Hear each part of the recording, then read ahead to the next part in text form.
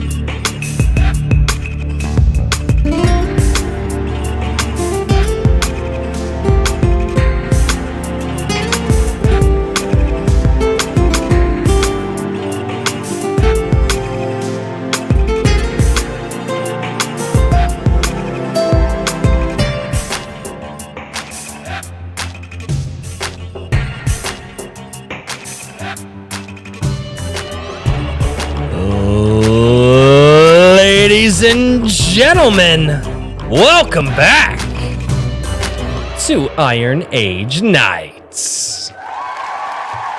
Hello, hello. One of these days, I'm going to extend that out. Well, you know, and just do the, you know what I mean? Just keep going. See how long I can breathe or hold my breath. Oh, is that what you've done this time? No, Yeah, no, I did not. He was trying to race the applause I track. say it's just that long. I always forget. No, yeah, no, no. I try to actually time my ladies and gentlemen or welcome back to the show like at the same time in the bumper music, and sometimes I fail. And when I fail, I find strategic and awesome ways to cover it up that are also masked by beer drinking. Hey, look at that beer. Happy Friday, everybody, gentlemen. Best show of the week on the internet, flat out, bar none. We're awesome. Correct. Definitely. Oh, I don't know. I'm in a good mood. I'm tired, but I'm in a good mood. Hail nerds and hail Good to chat. hear. Thanks Yes! for letting me on. I appreciate Absolutely. it. Hail the nerds. Oh shit! You know what? What did you forget this time? Same thing I forget every week. Oh, To let you guys know, the artist said that he's waiting on a package that takes a password, so you might be like a half hour. No, That's you're good. no worries. No, that's fine. I usually always send. I always forget to send an invite to Mike S. Miller. Mike S. Miller has an open invite to the stream, and sometimes he pops in, and sometimes he can't, and that's all fine. And I forget every single week. Like even on weeks, he's like, "Dude, I totally like I know this guest. Like you should have me on," and I still forget. It's terrible. So, all right, gentlemen, let's say hello to the chat really quickly before we get into this. Over on the Rumble side, John A. Douglas is over on the Rumble side, and apparently, if I get to 150 followers on Rumble on the stream, he's going to drop the N-bomb in the chat. No. Oh, Good God. That's a challenge. I mean, it's five more. It's 5 more subscribers on Rumble, and apparently, He can John's just going to say do that. it in his favorite rap song, and it's fine. Right? Yeah, just say it in your favorite rap song, and it's absolutely. So, and you said rap song, and now I just got I got 5 on it by Looney stuck in my head. I got 5 on it. Flashbacks, yeah. Oh, dude. Oh, I'm an old. All right, Snow down in the chat. She was the first person here right after I posted this. She jumped in the chat. Drippy Soul, how are you doing? Redoubt Productions is down there. We've got Raven Nevermore. Jose Hernandez. Raving Dad Gaming. What's going on, man?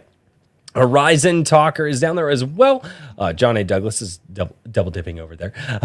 We've got Swift Sword Rush, Guilty, Gearhead, Mediocrity 4. What's going on, Mediocrity? I haven't seen you in a hot minute. Victor, Gorchev, what's going on? A.S. Brunert.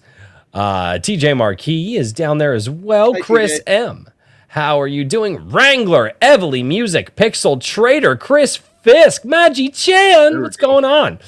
What's up, Chris? And I think, unless, and Wrangler gifted 5 a drink with crazy memberships down in the chat. We've got Hojo Comics down in the chat as well. He just says Hojo. And then and thank you so much for those 5 gifted memberships, good sir. I do appreciate it. Ram, what's going on? The Lord Otter is down there as well. We've got Kikomon. Is that the fake Kikomon or the real Kikomon? No, that's the fake Kikomon because he doesn't have a wrench.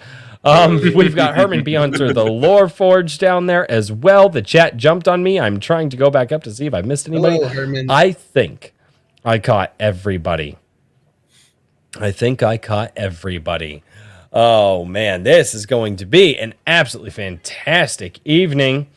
A man who I believe we've covered on the channel before, or I've covered on the channel before. These guys were doing other things like, building a completely and totally new infrastructure and way of thinking about like Iron Age comics. Like, I'm just doing YouTube videos, and these guys are like, yeah, so we're going to build the parallel economy. I'm like, really? Yes. All right, well, whatever. You guys are hanging out. That's Hey, definitely it's a bit what much, but I'll me and take King it. Richard agree on, and immediately formed a bond about is No, yes, no. parallel. Yeah. Oh no, I'm down. I'm so down. I got the kids and the Jobses and yeah. Anyway, enough about my sad sleep life. I have a great life. I have a sad sleep life. That's where I'm going out. I said on a stream a few weeks back. Was it last week or this week? Anyway, life is really lifing me right now. Dude, if you sleep more than 6 hours, you're lazy. I'm sorry. I generally don't. Usually I sleep anywhere from 4 to 6 usually. Last night I passed out in my garage in my chair in my garage. I passed out at like 6. I woke up at like 8 and I was like, I'm going to bed. Yeah. And I woke up at 4 o'clock this morning. Oh man. All right, Mr. King Richard. The man, the myth, the legend, the guy who is building Anvil, the Iron Age magazine. How are you doing this week, good sir? Doing very well. We just inched across the 500% funded mark, so Holy crap. that's awesome. I'm That is very very insane. excited. Okay. Did Yeah. you think it would? Did you think it would do that? I was Before- optimistic. Yeah. I was optimistic that we would sell at like around 250 copies is kind of what I was hoping for in terms of like upper like positive projections. Yeah. But I didn't expect people to go quite so wild on the add-ons and everything else. So it's been great. And I've been very, very happy. So Right on. just a little secret update because I'm going to be doing a proper update on Monday. But the morale poster from the cover artist is done. And the prototype dice are in. But I'm not 100% satisfied with the product. So we may be they look nice, Yeah. but they kind of feel cheap. So I'm trying to decide if I want to like do some very cheap dice or if I'm going to be like, all right, we're going to do a separate package later or something like that. I don't know. We'll see. Ooh, Anyway, yeah, that's a tough one. Yeah, I know. That's my whole dilemma at the moment. Yeah. When you said dice, I was like, that's gonna be. What Well, you they gonna don't do? fit in flat envelopes, which was I knew, but Yeah, that they could be a don't. problem. They don't, in fact, fit in flat envelope. I mean, they do, but they make the envelope less flat. You're right. Yeah, right. Well, Right. so in somebody in Comicsgate community, he makes dice. I think his name's Frog G. I think that's who does it. Oh, I can- okay. I'll Yeah, I give know you- who that if is. you don't- okay, there you go. I think he makes dice. Yep. Oh, I wish I talked to him He first. made it I'm- for Nefarious Global Frequency. I think they Oh, had a okay. deal with making dice or something. I don't know if he can make it on a mass scale or not, but yeah, I'm pretty sure he does it. Yeah, I think I'm just going to go straight to ChessX, who Oh, there you go. and I'm just going to bite the bullet and order 500 of them because it's way cheaper to do it that way. Yeah. So, Well, yeah. anyway, I mean, but that takes 10 weeks. It's the only problem. So anyway, so I will say this. My lovely wife She handles all the finances in the house, and she was it's one of those things that's like bills hit at a weird time for my paychecks. I get paid bi-weekly, you know. Oh yeah. And so it's just kind of like we obviously always have the money in the month to pay our bills, but it's just like when it hits sometimes it's just kind of awkward. And so she's like, hey, she goes, let's shift some bills around this month. She goes, because I want to make sure that we can go and we can support Richard and what he's doing with Oh, well, that's very kind. You don't have to do that, as I've said many times. I know, and I was like, and she was like, no, because we have to support this. Like, we have to make sure that we can go and support him and do that. And I was like, yeah. And so before the end of the campaign, I might be the last guy to like, you know. Well, if it makes any difference, I am going to. The campaign ends on May 1st. But then I am going to do like a brief in-demand window. Cool. So that'll be like the last chance to get issues. I'm going to cut off all of the add-ons, and it's going to be just I don't want to just the magazines. So I'm gonna try to get an add-on. Anyway, I want a King Richard fucking pop figure only because it would be hilarious. you know, only because it would be absolutely no. No, I'm not either. I've got them up on the wall because my wife, like, when she saw ones that she liked, she would buy them. But yeah, I would only for the memes would I want that figure. For sure. Richard with the Burger King crown on his head. Right? And chainmail. You'd have to have like a chainmail coif or something. Dude, can somebody please Photoshop Richard's face on the Burger King's face, please? Oh man. Oh god, it'd be great. Mr. Daniel P. Riley, how are you doing this week, man? I'm good. Good. Super secret projects, nothing I can talk about. I know you've been all secret squirrel for like 3 weeks now. It's kind of pissing me off. Dude, I love doing this. It's so much fun. It makes me irritated. Get so many cool things like that are getting closer and closer to completion, not just the awesomeness of Anvil. There you go. Well, I guess we'll just have to wait. I did throw my auto shill engage tweet into the private chat. Auto shill engage. Yes. That's all you get. You suck, good sir. Whole point of this show is for other people to show, which I feel is like the antithesis of what a YouTuber should do. Oh well. No, I mean, I completely agree. You were talking about like Nerdrotic and all that stuff on one of your videos. Yeah, dude, like just stop complaining so much and maybe just talk about some alternatives. That's why I'm glad that they don't talk about other people's stuff. Yeah. I mean, but then I'm like, now I'm kind of like, I'm glad that they don't, because then shows like yours offer, an alternative. So then people can go vent, blow off steam, and be all pissed at, their childhood or whatever being wrecked.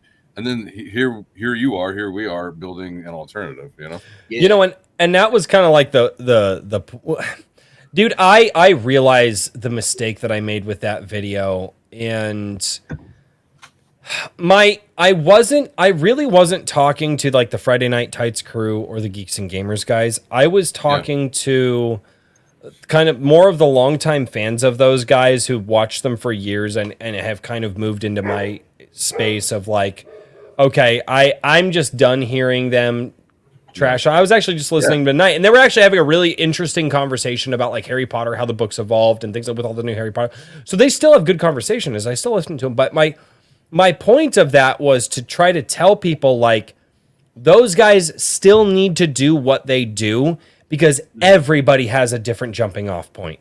Everyone has a different point in their fandom and what they're doing where they go, what's going on? Am I the only person seeing this? Am I just crazy? Like, did this show or this thing that I really love just do this? And everybody has a different point. Some people, it was with I didn't even know who Doctor Who was, right? And I didn't know, but I knew what Star Wars was, and I knew what they did with Star Wars. And then I was a big fan of the Marvel movies because I grew up with the cartoons, and I knew a lot about, and I still watched the cartoons as an adult. I've always been a cartoon guy. I've always been a TV and animation guy. And my point in that video was they still need to be doing what they're doing as long as these people are ripping down and terrorizing the stuff. What we need to do is offer that place for the guys like us who go, okay, cool, I've had my fill. I've had my catharsis. What direction do I go now? And I do not feel that I properly conveyed that in that video. I tried like hell, and No, that was just a great video. I think it was fine. You know what I mean? Yeah. And it's the kind of thing that, I mean, good Lord, there's so many videos about the same topic over and over again, even from the same people. It needed You to know, be said. like you can definitely do another one of these here in a few weeks. You know what I mean? And everybody would be like, "Wow, that's a great point. I never thought of that before." Just to grab new subs, it would be a great idea. Yeah. I think it's fine. You know, it's one of these things where, and this is kind of something I was just tweeting about this because I got a Indiegogo email, and somebody was like, it was even phrased to get me to click it in such a way that I was like concerned, because it was about No. you don't really want to follow into that thread, but I'll put my suit on for that. yeah, right. Never mind. It was like early bird special, you know, like Iron Age or Anvil, and they definitely like catered it towards the magazine, right?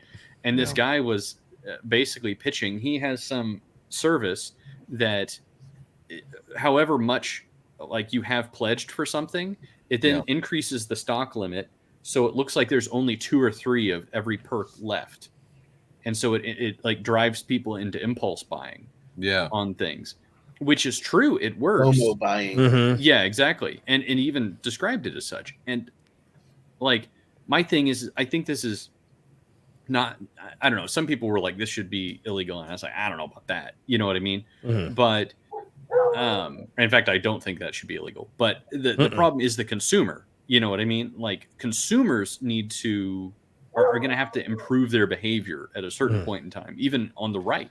You know what I mean? Even people who are dissatisfied with the mainstream are going to have to improve their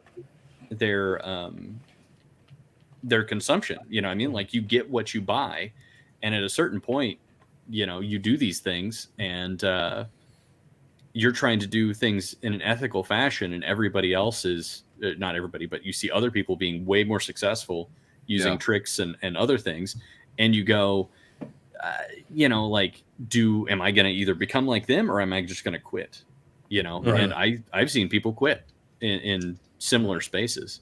Well, it's like in comics, for instance, if I want to sell a comic on Kickstarter, I might as well just forget about my own ideas and just do big boobs and guns and hey, wait.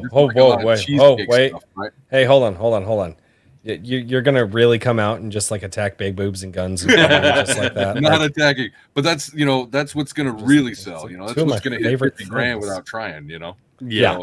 To be successful, sure, I could do that, but you know, I actually have a story, and so I don't want to just do cheesecake.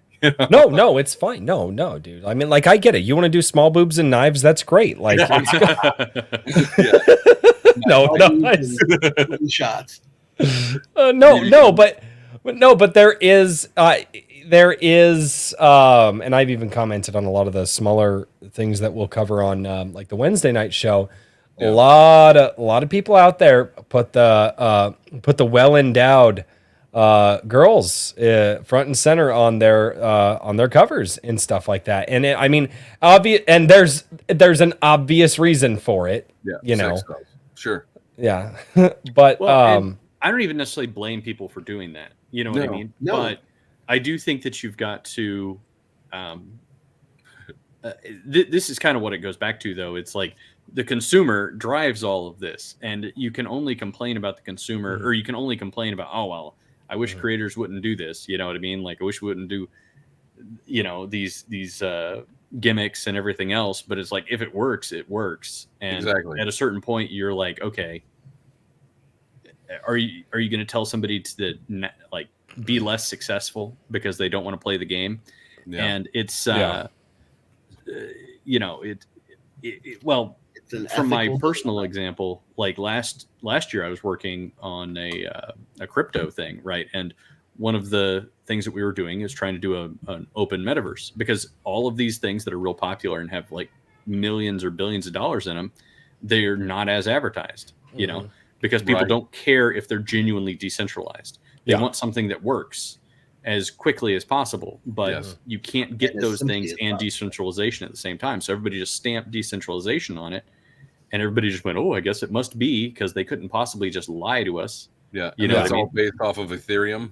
Yeah, exactly. And so then we were looking at it and we were like, okay, well, we could do it this way, but if we did it through like even an NFT system, then we literally could not engage in some of these things because so many people who are in the NFT economy they're totally focused on number go up. You know what I mean? Right. Yeah. And so if you did not employ every method, no matter how ethical you felt it was, to increase the value of your product, people would get mad.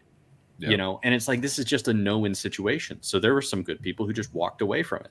Yep. You know, and I don't think that's going to happen with the Iron Age, but I do think that there are people who are probably more sensitive to it as it goes by. So I don't know. I was just, anyways, total sidebar there. No, you're good. So really quickly before we actually introduce the guests, because we still haven't gotten into guest introductions, but that I love that as an intro conversation. Pixel Trader says, "I drink with crazy," because I did cover this, and it was one of my picks for our Wednesday shout out streams, but I don't think I could have shown it on, so I couldn't actually show it. I did share the link, but it is AR13L, which as you can see is Ariel, right? Is definitely front and center, but specifically because we're trying to counter the cutesy image of the Little Mermaid. And they are. So they're trying to do a twist on the Little Mermaid. And Yep. That's yeah, and that's totally fine. And I mean, Is she okay, wrong? let's not mince words here. It's a big titty girl shooting a belt-fed machine gun. Like, Mermaid. I think getting revenge. Mermaid. I think it's a Right? revenge story. I'm not sure. I don't know, but like obviously, so there's it's called it's Mermaid is what they call it. But Mermaid. the artwork looks fantastic, and obviously they're doing it, and you can have fun with it and stuff like that. But there are some people out there that because they're nope, gonna get into too much of a tangent on that, and I don't need to. We already said, guys, leave this, keep this going, guys. We'll definitely get to this conversation later, but I would be absolutely horrible if I did not get to the final introduction or the second to final introduction, depending on when the latent gay people show up, as it were. But ladies and gentlemen, I want to say a very, very happy and awesome hello to Aaron from Immortal Rising Comics. Sir, hello. how are you? I made it. Yeah, man. So, yeah, you made it. Yeah, you made it to this channel. It's the end of your career. I'm sorry. I wish. Yeah. Well, I it's wish. over. That's we over. got to It's you done. before the half-hour mark, so we're We're doing good. We're doing No, good. I've enjoyed the show for I don't know, I guess a couple months now is when I found you. So, and I want to say that was through Richard. Probably clicking on his stuff and then seeing you as well. And like a lot of the Iron Age, it tends to algorithm together. So I'm sure it was around similar times, which is kind of funny because I was around the time that you did the the Friday nights tights. Oh, that's interesting. Yeah. Yeah, it's around then. Isn't that funny? Because I No, saw that- your that bankrupt is. as well. Yeah, that is interesting. Oh, sorry. Thank you, Eric Wack. I appreciate it. Oh, sorry. Terrific. No, and that was a more recent video too, and and I it's so interesting, kind of who you bump into on the internet and how people, because I've been checking out what you're doing. I think I've seen your stuff floating around. I think I've covered it once or twice, and you may have. I believe you've posted a time or two in my like a drink with crazy like Wednesday. Oh yeah, yep. Wednesday, sure. yeah, because and it's one of those things that you talk about, the creative side of what's happening with people who are calling themselves Iron Age or Comicsgate before them or whatever. Yeah. And the interesting thing is there's so many different things going on. And it's part of what makes this show really cool is because every single author or creator that we have on has a unique thing happening with their story. They don't have a bland thing happening. I don't think we've had on one creator to date who is just bland, generic story that wasn't filled with passion and creativity and influenced by some of the things that they love. And so if I would absolutely love for you to give some of the background on what you're working on and how you got there. Sure. Well, first I wanted to say something about the Iron Age and kind of like what it means to me, because like we have some kind of stuff where like Razor Fist is talking about Iron Age and it's kind of becoming a thing, and it's like, well, little purity test. Well, what does Iron Age mean to you? Why are you here? Kind of stuff. So I guess the way I look at it, and I've had Richard on the show, we've talked about this before, kind of my views on it, is it's kind of funny that right now with my kids, we homeschool and we're going through ancient Bronze Age. Well, of course, the Bronze Age collapsed, right? And what was that? It was when the great powers were overwhelmed by the sea peoples or whatever the excuse was, but civilization collapsed. And I kind of view that, and after that Bronze Age collapse was the Iron Age, right? It was a whole new tech, it was a whole new power system and everything. And that's really the way that I look at this now is, Disney is a mess. They are. Oh God, yeah. They're stumbling around. They lost their shoe. They don't know what's going on. Fine. There will be somebody there to replace that kind of entertainment. Is it going to be $100 million worth of CGI? No, but they're not going to be trying to usurp your culture. They're not trying to demoralize you and all this other stuff. They want to tell a good story that is that they're passionate about and that means something. And those are the people that we really need to gravitate towards, which is why I have on so many indie creators. I don't know, over 100 videos just interviewing people. Hey, do you want to come on? Here's some airtime. I don't have a major show or nothing, but at least it's some time people can get to know you. Share that link, and so that people who are on your Twitter or are interested in your stuff can listen to you. All that stuff. So I'm doing as they say in what is it, Starship Troopers, I'm doing my part, and that's what I can do. That's the best I love it.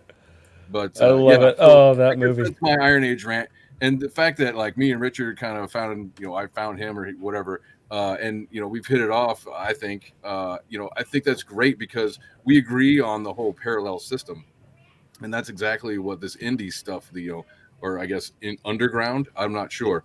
That's really what it's about. He's my. I think we're going to give a new definition to what's happening here. I really do. I'm interested. I think the new definition, and it hasn't been coined yet. Iron Age is the precursor to the definition that we're setting, but the new definition for what is happening here is on its way. I don't know who is going to coin the term or when it's going to be here, but I feel like, yes, it's indie, what's going on right now, but the passion and enthusiasm around it feels bigger than indie people have had before. Yeah. And that could just be a consequence of the internet. I don't know. Yes. I was just going to say that. Like the internet is the modern day printing press. Sorry to interrupt. So now you can make books on the cheap and you can you get them out to the masses, and it's a total decentralization of information. And that is what's important here, is the decentralization of the media is coming back to, the people, whatever that means. So, get it out of the hands of all the subsidized corporate giants who are basically owned by the same six, people or something dumb, or six corporations own BlackRock, Vanguard, yeah, that kind of stuff. So great. Well, they can just eat themselves, and we'll be out here, planting new gardens. Yep. Absolutely. Exactly. So before the Iron Age actually took off, the name and everybody coming together, I had already written and published my Tales of Halcyon fantasy trilogy. Nice. And I was trying to build a brand at the time because I was of the mind, like everyone says, that you have to brand yourself out and build a huge audience. And I thought I'd take a cue from one of my favorite little short-lived TV series, Firefly by Joss Whedon, and play with the verse as the moniker. So my whole thing was independence. We're out here in the black by ourselves, doing our thing, building our little community out of whatever ships individuals that fly by. Mhm. You know, because we're all out here trying to do our own thing. Yeah. Well, that's So an interesting metaphor. Or work with each other for whatever time we need to and move on and keep going where we're going. We all had a destination. But then the Iron Age kicked in, and I was like, "Ooh, I like that better." So I'm going to hang out with these guys. Yeah, I mean, I've said before that I think that the Iron Age is kind of like and I didn't necessarily start out saying this because I didn't fully appreciate it. I said that, you know, other things were kind of like the parent or grandparent, but I realized that a lot of these things are continuing, and that's not really how it worked out. It's that it's a recognition of what's already happening, and the fact that it's happening across a bunch of different mediums, you know, and not just across a bunch of different genres. You know, because there've been like culture wars in sci-fi writing and fantasy writing and things like that, and so on and so forth. But you know, when you see it in writing and comics and just across the board, like even you've seen this to a certain degree with video games. Now, mind you, a lot of them have not been political. You know what I mean? There's still a lot of indie games boiling up, but you still see this phenomenon where these big studios are unable to produce anything that's really very good, and you have indies gobbling up huge portions of the market. And so I think that we're headed towards a very interesting time, and the Iron Age just kind of like, I don't know, it's already happening. Well, and, so like on my channel, I focus on fantasy, the fantasy genre. Well, that, you know, that includes tabletop games. Tabletop games, another one. Pulp, novels, short stories, that kind of stuff, and then comics. And in each one of those areas, that's exactly what I see. Like, for instance, in the tabletop games, you know, you have the old school Renaissance, right? The OSR. Well, they have very similar values as Comicsgate, and Comicsgate and OSR have very similar values to Iron Age. Now, of course, those communities are their own animals, and that's all fine. But I have been trying to build a bridge, you know, trying to get us all to talk, because, you know, I really believe that a unified front is what is called for here. Look, I understand not everybody is going to be interested in a comic book, but at the same time, you know, there will be a percentage of them that will be like, oh, that's cool, and they'll know that you know, it's not going to be woke. Their money isn't going to be wasted on, you know, just politics, you know, just slapping you in the face, where there's like a whole wall of text telling you how you're a bad person or whatever. So, you know, and that's kind of where we're at. It's like, let's just tell good stories. Can we do that? No, that's a bad thing. The ESG, like, I'm not getting ESG, so you know, kickbacks. I'm not getting that. Don't say 3-letter things here. I will tangent. I try not to tangent. No, but I'll get swatted. Oh, yeah, fucking bring it. Plate check. Anyway, never mind. Sorry. I'll allow it. No, one of the things that you said, you know, you're trying to build that bridge and trying to, you know, show off people earlier. It's one of the things that I feel I am really drawn to, and I've said it to several guests at this point, but I really feel like my job isn't to sell like Immortal Rising. That's not my job. That's your job, right? Yeah. My job is to sell you to everybody out there. And I tell people at the end of the day, maybe you buy the book and you go, you know what? It's not my thing. But I know that my money went to someone who doesn't hate me and who probably feels the same way that I do. Yeah, and exactly. I can sympathize with them. And I would rather, even if people don't like the books that they buy, they're not big, and it just wasn't their thing, because it happens, right? Or maybe, you know, but maybe they have the book and they go, oh, but I know somebody who would like it. Maybe they pass it along, right? Maybe they share that book. But the fact of the matter is their money is no longer going to these evil corporations who are out there to tear down the people who supported them for decades. Exactly. And that's my goal here is I want people to send you money. I want people to stop sending their money to Marvel and DC. And, I don't... Image kind of got weird there too. But I mean, they all are. They're all Yeah. going to go that way. But I'd rather them stop No. sending money there. Or even like me, I'm a movie and TV guy. Yeah. Always have been. Stop sending money to, Warner Brothers and start sending money to people who are building new movies and new projects who what might not be the most spectacular production in the world, but at least that your money went to somebody who doesn't hate you. Well, let's not forget this, these movements or communities or whatever, that inside there is going to be the next cutting edge. Like this is where the cutting edge is formed. Like the Anvil magazine. That's exactly true across the indie board. This is where it all happens. And because all the other stuff, they're rehashing so much stuff. I don't even care. Like, oh, now we're redoing RoboCop because you guys didn't like the last one. We're gonna I don't care, dude. RoboCop's been told. They dropped the ball after the second one, so whatever. I didn't mind the remake. It wasn't horrible. Wasn't even interested. It was forgettable, is what it was. It wasn't horrible. It wasn't memorably bad. But that's the thing. Like, it wasn't horrible. Yeah. But I also kind of take a stance on a lot of like the stuff like before. I think that I'm a lot easier on things that before I really recognized like the fourth great religion, which everybody calls it woke. I don't call it that. I call it the fourth great religion. Before that really started taking over.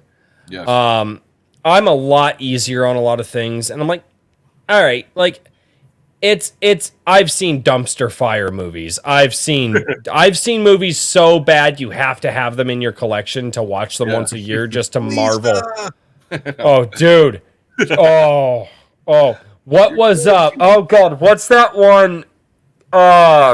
Chat, remind me, and or panel. It has John Travolta. He plays an alien, and they capture this dude, and it's Earth, like several hundred.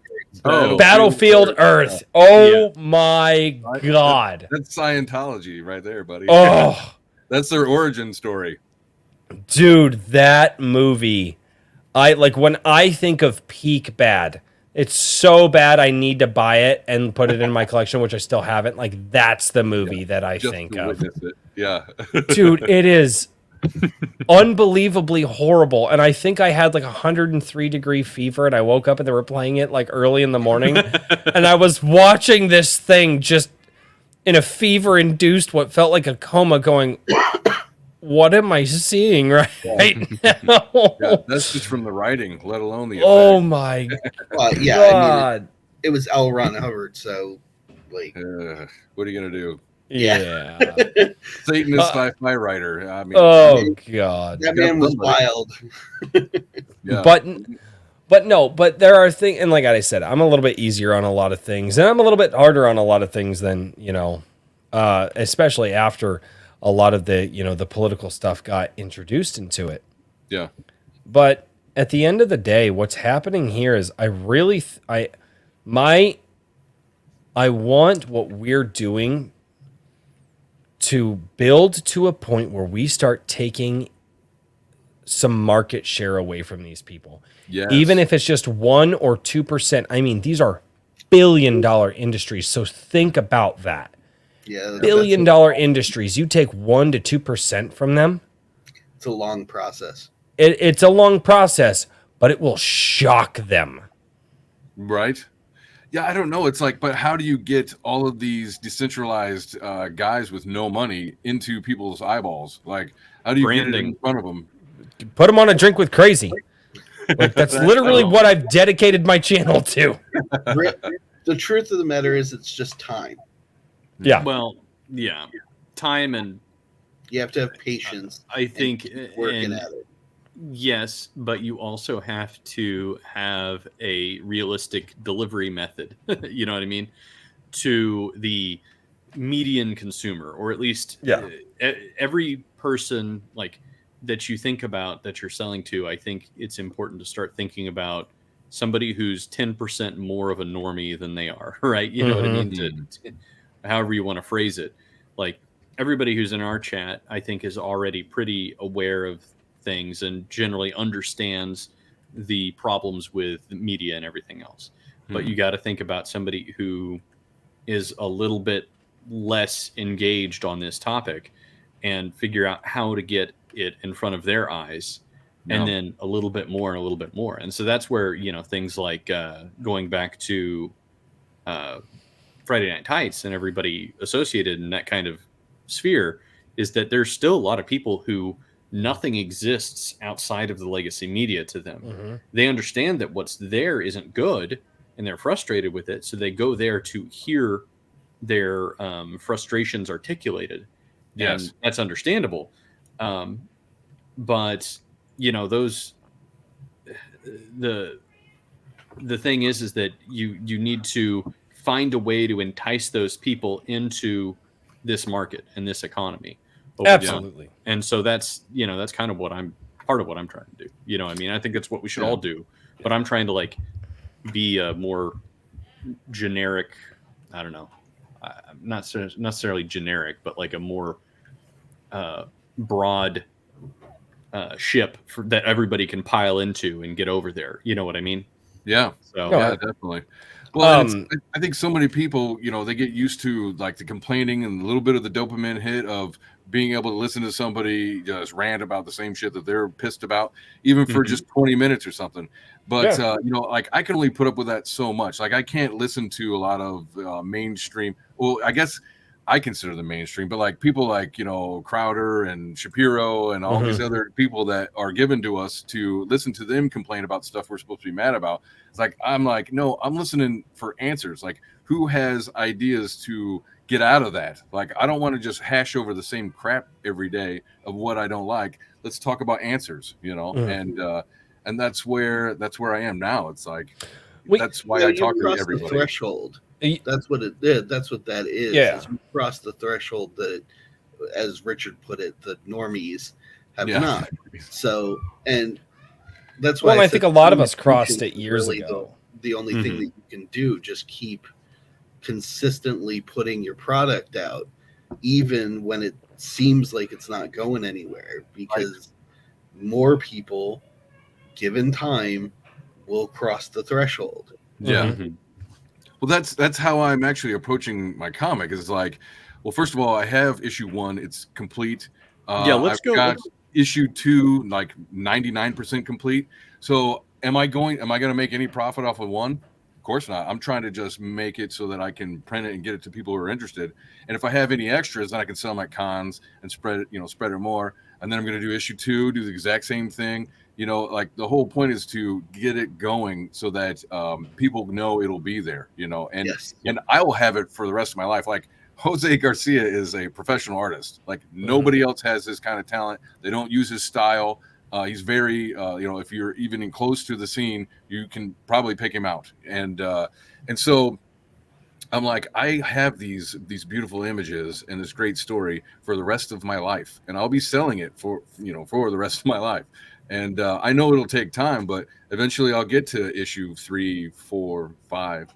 It's just going to take a lot of time and patience, you know. But I garden, so I'm used to it. Right. Yeah. Well, Cultivating. Exactly. I was gonna say that. Why did you steal it? Sorry. No, you're not. Don't lie to the people. No, and so okay, so I do have to joke about this, but this lady here, when we have covered your book on the show, big titty goth girl, titty goth girl. Okay, yep, you already knew where I was going, and I put it on my channel. It was hilarious. Yeah.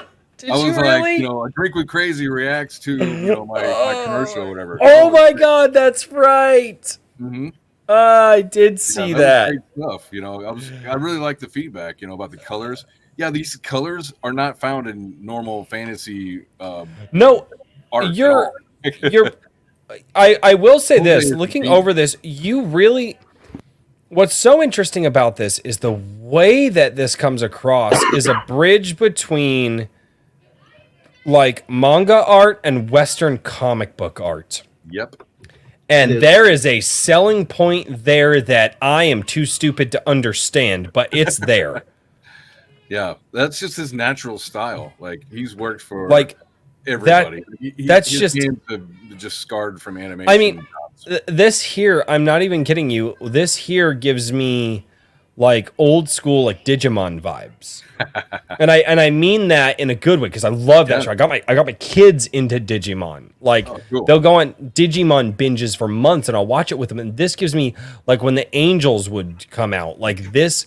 It's incredible what you're doing, or I guess what Jose is doing with the artwork here Oh, and yeah. how it's Yeah. coming out. I mean, It this. came off very 40K to me when I first saw it because we did talk about the character design at least on those two characters. The other ones was with a different artist, but yeah, and I was like, yeah, do it, dude, because like with Jose, he's so funny. He's like a lot of artists will be reticent or hesitant on drawing a lot of detail. Like they don't really want to get into a lot of detail. And Jose will get bored if you don't give him something crazy, abstract to draw. And so he's like, he tends to like the because it's two stories. You have the main story, which is like a first level group, and then the secondary story is 10 pages, and that focuses on the gods or the good gods, and like basically like the high level guys, and you get to see everything from two very different perspectives. And with the gods story, he can just go crazy with his talent and ability. So I love to watch it. Like that's half the fun is just seeing what he's gonna come back with. Like so issue 1 is really cool. Like it's great, get you warmed up and everything. But issue 2, he really kind of lets loose on some scenes. I'm like, oh my god, man, you really got to drink it in. It's cool. You guys will like it. I'm looking forward to it. It'll be neat. And I like the intro, like the price on this, you get the basic tier or perk or whatever is $20 plus shipping. So you get the physical book, the PDF version, and then for now with you get the early bird card. So I mean that's pretty cool. Yeah, it's a great deal. I actually I was going to pick it up anyway, and then I was like, "Ooh, this is nice." I wanted to structure the pricing so that a twant can get you what you need, as the gangsters say, and like or like $100 to get you, everything except for the secret first Immortal tier, which is something else completely different. Which I guess I should, now that I brought it up, I should bring it up. So I'm selling. I had the first issue done by a different artist. It was more of an amateur artist. It was before I met Jose, and so I had Jose redo all of issue 1, and so that the art would be consistent. And so I am offering for the true collectors and the people who really want to give a little extra. I'm offering the first version of the story as well. For a decent sum, but it's worth it if you really want to help out. Help me meet my goals. Awesome. Sharing the links. I have to share the links every time people shill, and I'm not good at this. No, that and it really is pushing through, and it is what is happening with what feels like what's happening with the Iron Age right now. Feels like what was happening back in the day when, like, Stan Lee and them guys were trying to push through and break into the market. And it is aggressive what everyone is doing. I mean, I've not met a single author or artist or movie producers. We've met. I've chatted with some guys who've done who are developing games, tabletop and things like that. Every single person is aggressively going at it, and just relentless in their determination. And it really feels like we are on the precipice of a new media revolution. And I'm absolutely, and like I said, I mean, it would be absolutely fantastic if we could get the parallel economy kicked off in this way, because the old media won't die. And I would rather the money go to people who are aggressively hungry for it versus the people who are just, lazily selling it like what the media has been doing. It's not an if, it's a when. Well, it's these tribal communities, right? Like, so I really like this comedian who is completely banned out of existence, that so far that he had to become a homesteader, and Owen Benjamin, and he started all his fans, they started Beartaria, which is basically just the name of their community, and they all have similar ideas about virtue and things like that, and really a lot of them are homesteading. There are, they have a secondary company. They're hiring each other for jobs. They're collectivizing their intention and all that stuff. And it's really, these people are they're living a different life than the people who, are buying their food or dependent on Walmart or dependent on, these big corporations just to survive. Like, these people are meeting each other. They're having meetups, and they're exchanging information, buying products from each other. That's the way it should be. I feel like, and if I'm not mistaken, but this is going to sound shitty to say, I'm somewhat out of the loop of what's going on in my Gilded lately, predominantly because of work, but I feel like that's what the people in my Gilded are doing. Correct. Because everyone in there is networking with each other. They're all buying each other's services and producing with each other.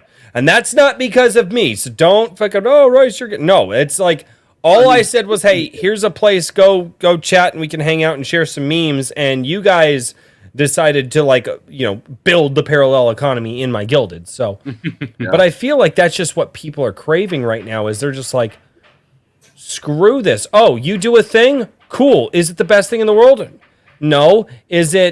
Are you good enough at what you do that I would hire you? Yes. Are you a corpo media hack? No. You get my money. Yeah. Yeah, exactly. Yeah. I'll buy your soap. It's fine. Yeah. But or exchange chicken eggs. That's cool too. I got the chickens, bro. I got the chickens. That was a great little video you did. I'm like, man, because I'm supposed to get chickens last year, didn't. Things got real crazy. This year, okay, fine, I can focus a little bit on it. And so, yes, we're finally going to get some chickens this year. It should be cool. Attaboy. Yeah, I was like, at least get 4. I'm kind of in town, so I can't go crazy. Yeah. So, but I could do 4.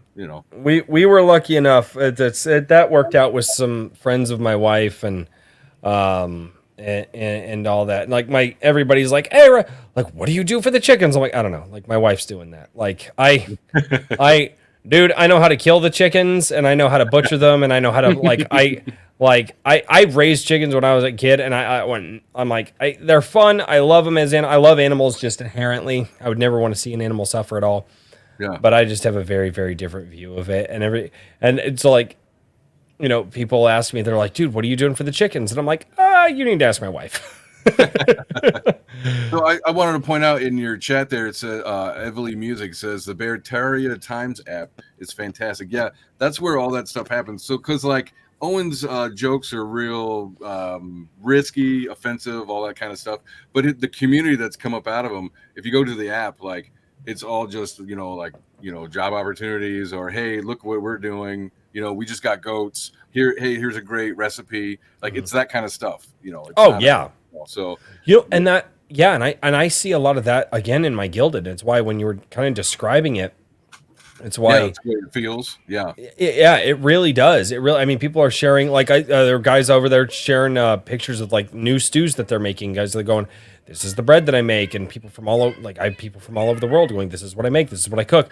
Then we obviously get the meme lords in there, and they're they're doing their thing and having fun, and people are out there saying, man, I could really use help with beta reading or with editing, or hey, is there somebody out there who wouldn't mind listening to a track that I just produced, and let me know what they think, or hey, is there anybody out there interested in voice acting? Like, and it's and it's happening, and it's the passion behind the people who are craving this thing.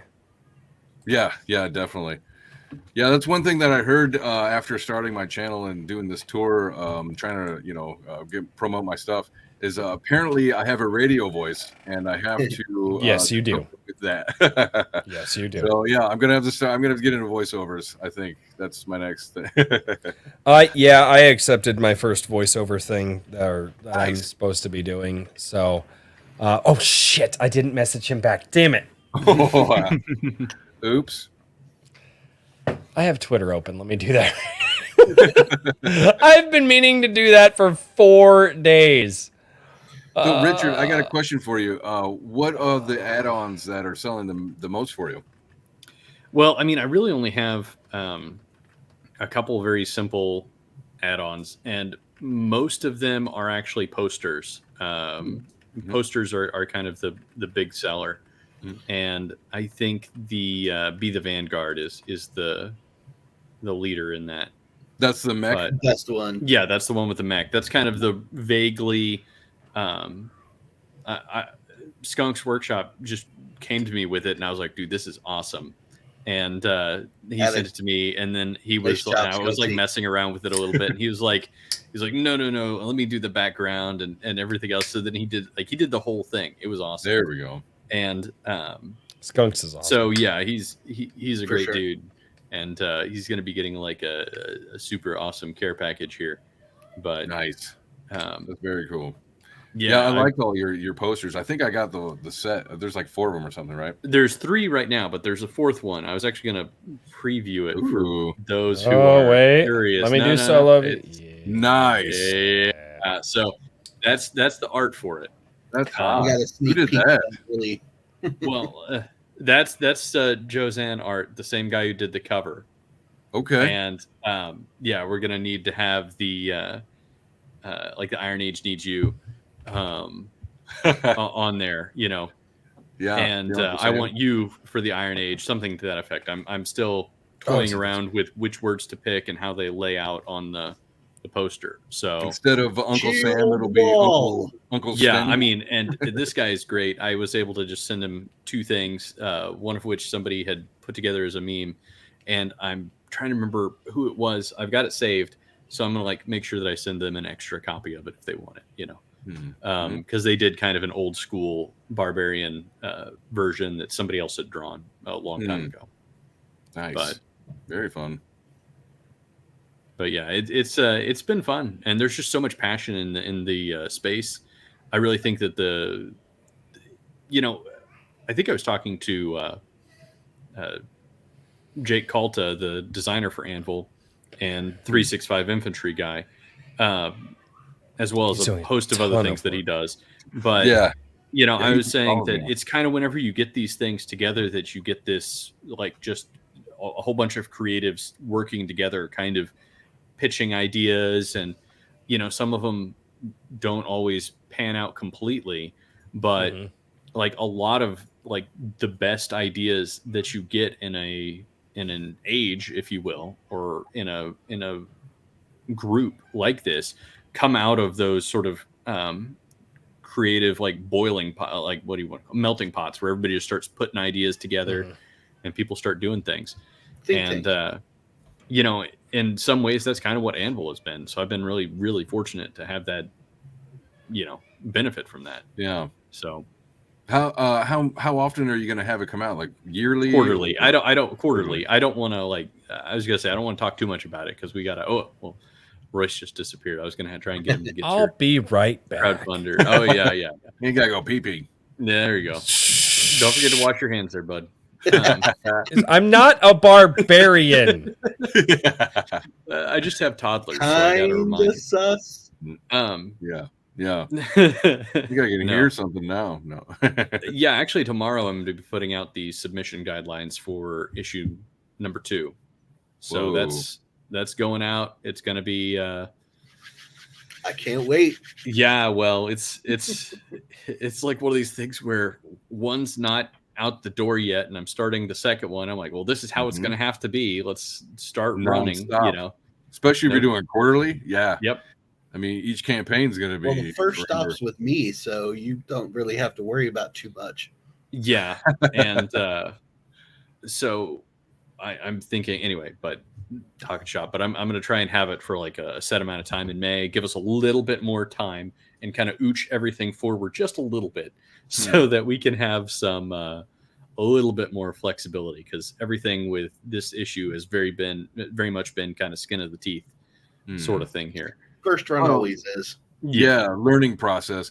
Yeah, I mean, I thought I had everything cool, everything's great, but it just okay. Now I got to do this a little bit better. That doesn't look as good as I thought it would turn out. Like for instance, my page would not look anywhere near as good as it does without Chris Fisk, who's in the chat right now.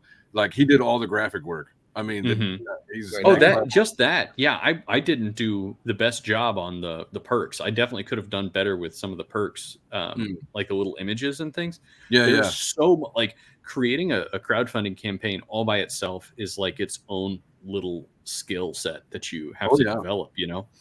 And I'll be honest, like part of me is definitely wanting to move to direct sales and subscription type service as quick as possible, just so I don't have to do it anymore. You know? Yes. I don't know. I'm probably going to keep doing the, you know, going back to consumer behavior. I'm probably going to keep using Indiegogo for at least a couple more issues, as long as people are moving on the add-ons. You know what I mean? And kind of have like, listen, if you want to support me directly, you can actually get this for like $2 cheaper, 10% off through like Iron Age, like shop.ironage.media or something like that. You know what I mean? Yeah. And something like that. Or you know, but and if you want it and you want all the add-ons or whatever else, we'll do it through Indiegogo, because I actually see Indiegogo as like a point, and until they shadow ban me, which I assume will just inevitably happen at some point. Yeah, eventually. You know, shift to Fund My Comics. Those guys seem I'm going to probably try and do parallel with Fund My Comic as well. Me too. They're good guys. I was watching John A. Douglas interview. What is it? A good interview. Yeah. And I enjoyed it. The problem is that I like moved it. I was listening to it like 2x speed, and then I eventually got into the middle of something and I realized that I wasn't hearing what I was listening to. I was like, oh crap, I got to go back. Gotta go back and re-listen. Oh yeah. Yeah. But I'm definitely going to be cool. looking. They've got a lot of plans over there, you know, like, because for instance, you know, I'm asking questions, you know, and they're like, well, that's maybe next year kind of stuff. Like for instance, distribution, you know, like how do we get our stuff into, you know, possibly where local comic shops can be like, hey, I'll buy that, like, you know, give them a catalog and perhaps they'll actually start buying some indie stuff. I don't know what that would look like, but you know, they were like, well, we can't really get into it yet, kind of stuff. I don't know. Apparently I'm a forward thinking person, because like I say those things and everybody's like, well, I can't talk about it just yet. So I mean, I think that the need for these things are there though. Well, that's the thing, is I think that there's actually a number of people in the space who are thinking about these problems and trying to figure out solutions to them, but you never want to talk too much about it before you have it in place. I agree 100. Yeah, you can't, you know, what is it, like you can't whisper on the wind or fear it'll disappear. Yeah, that whole thing. So it's really one of those things where I think that we're going to get there soon, and people are talking about printing presses in chat.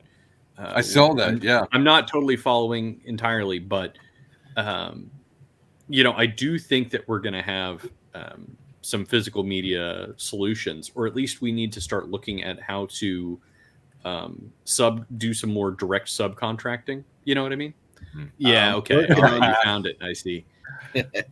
Perfect. Yeah, like Iron Publishing or something, and then you have a catalog, and you can, you know, ship it to I don't know, hobby shops or wherever is going to buy the stuff, you know.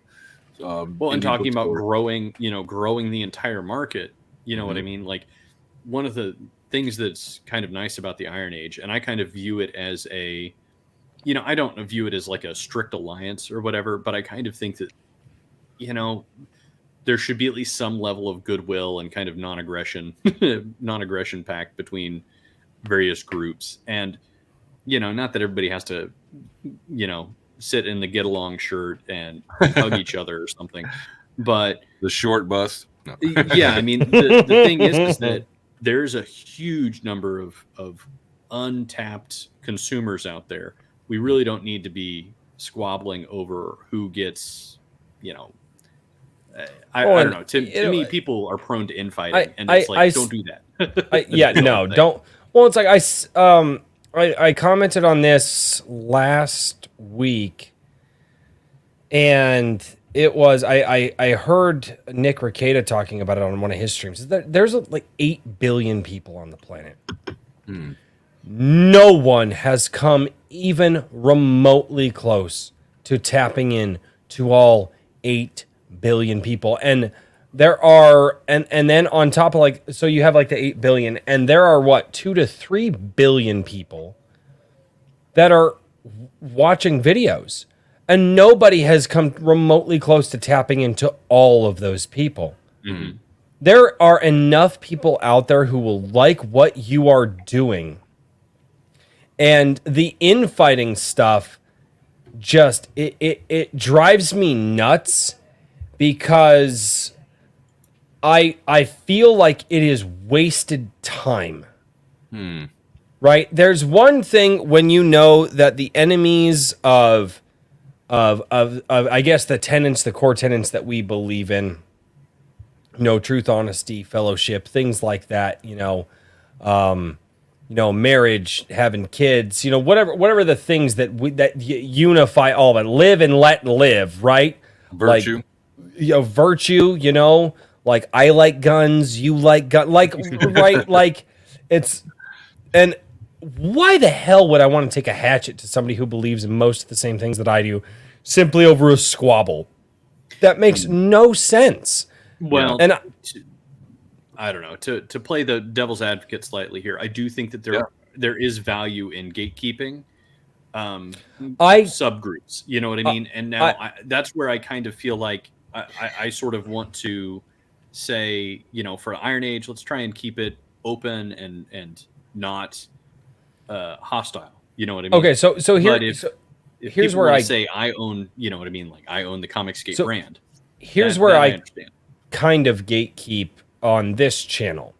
And it's something I've had people tag me in some really great work, and I go and I check out their Twitters, and I'm going to be perfectly honest. If somebody has pronouns in their bio, even if it's their like bio, like, oh, he, him, or she, her, or whatever, I'm like, I won't have that person on. And you look at, they're not even political people on their Twitters and stuff like that.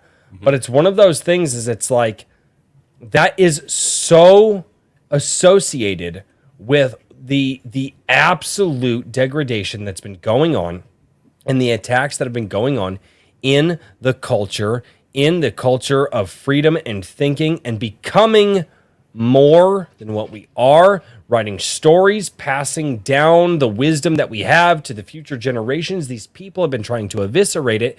And even if somebody just goes, oh, everybody else is doing this pronoun thing in their bio, I'll just do it in mind, I can't necessarily trust that's a thing. And so in that regard, if somebody necessarily has pronouns in their bio, I'm not hosting them on the show.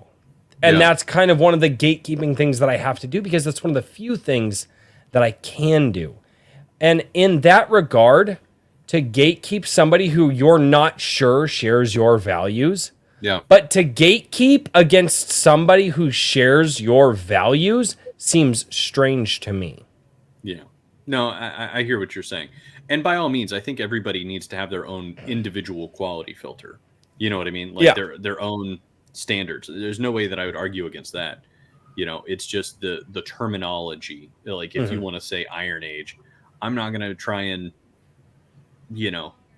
if I find somebody using the hashtag that I might not agree with, as long as they're, independent and not going out of their way to attack other creators and everything else, I might not, host them, because there's some people who have content that I just can't support. You know what I mean? Sure. Yeah. Content of character is important, right? And for who you associate with. But like talking about the pronoun people, right? Well, a lot of those people who aren't crazy into the politics The problem with them is that is a go along to get along mentality. And that is exactly how you get swept away into a drain, right? Like there are plenty of people, I hate to go, to there, but there's plenty of people in the crowd, doing that hand salute that didn't give a fuck about anything that hand salute meant or any of the Yep, going on. you're not wrong. They get along to get along. And that is dangerous. That's just as dangerous. Yeah. No, and you're 100% right.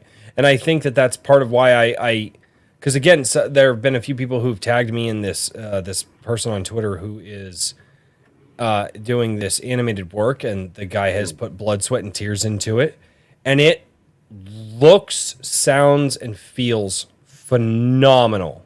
Yeah. But in the bio on Twitter, it's just this. It says he, him.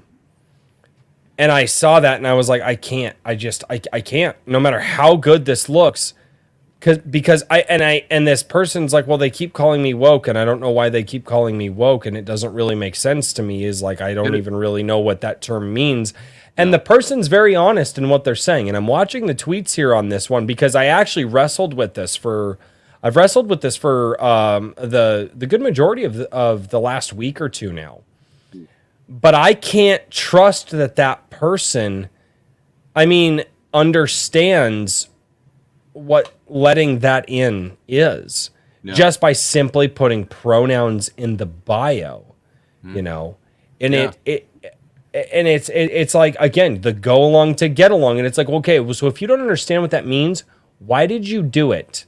Exactly. Is it because everybody else did it? Well, okay, my parents used to have a saying, if all your friends jumped off a bridge, would you do the same? Right?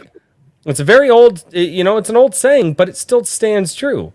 And I say, well, me being the smart ass, I look at my parents and be like, well, are my friends bungee jumping or are they trying to commit suicide? Like, there's more there to the question. My parents used to, I used to drive my parents up the wall with stuff like that because that's not what I'm like, no, like, are we there to jump off the bridge for fun with a bungee cord or are we there to kill ourselves? Like, there's a very big difference. And like I said, I'm not a glass half full or glass, half empty kind of guy. Well, there's water in the glass. Is it contaminated water? Is that my glass? Did somebody spit in that glass while I wasn't looking? Yeah. Where did the glass come from? There's a lot of questions before I answer whether or not I'm actually going to look at that glass and decide whether or not it, That's very discerning and incredulous. I can appreciate that. Incredulous doesn't even begin to.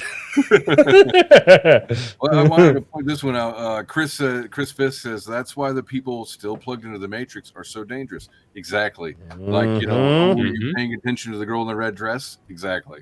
Because you never know where this mentality will pop up and try to take you out. Yeah.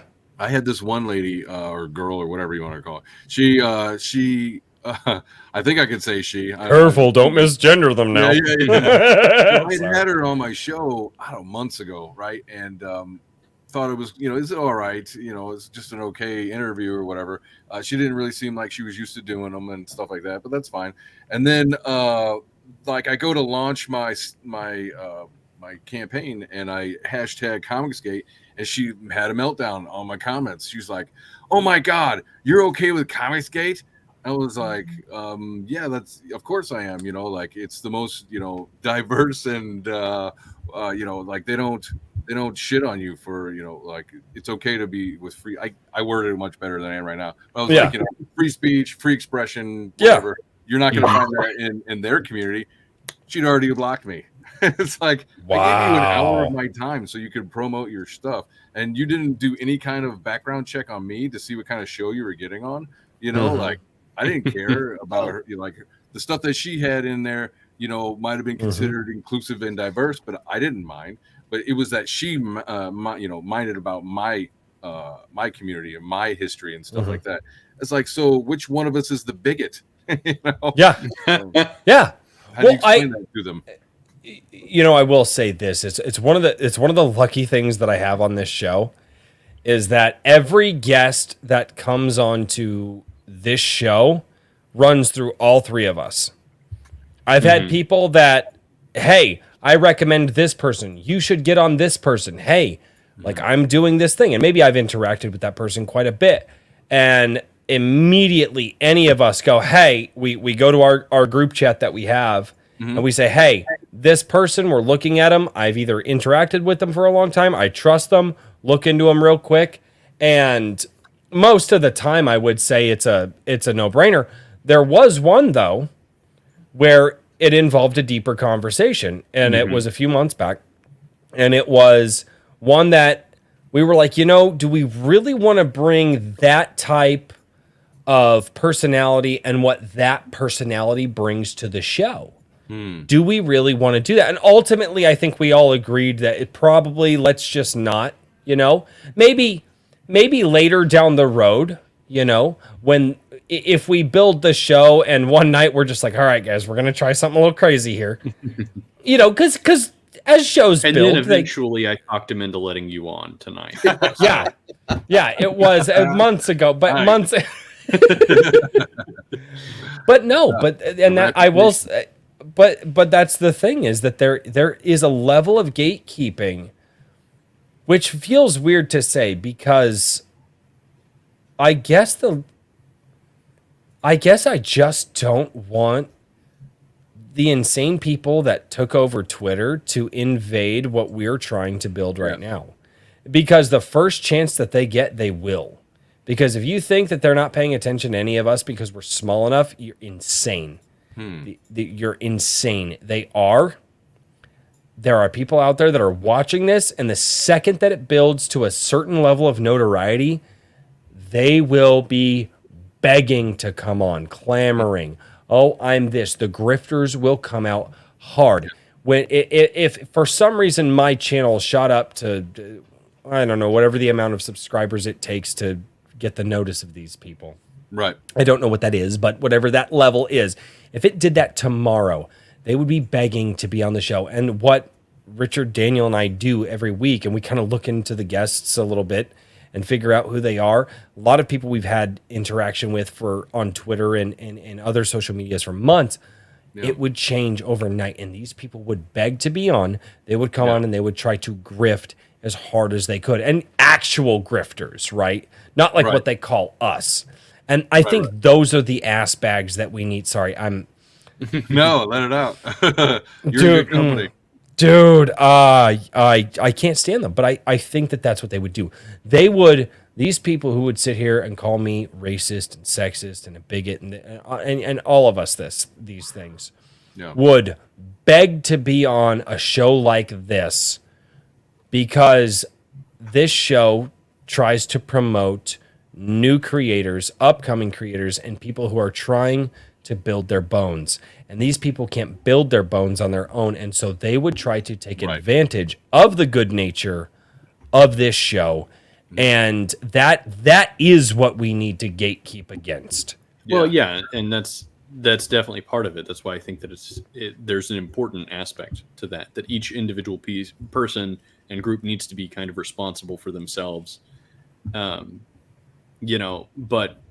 hopefully with minimal, like, telling other groups and other people how they need to handle their business.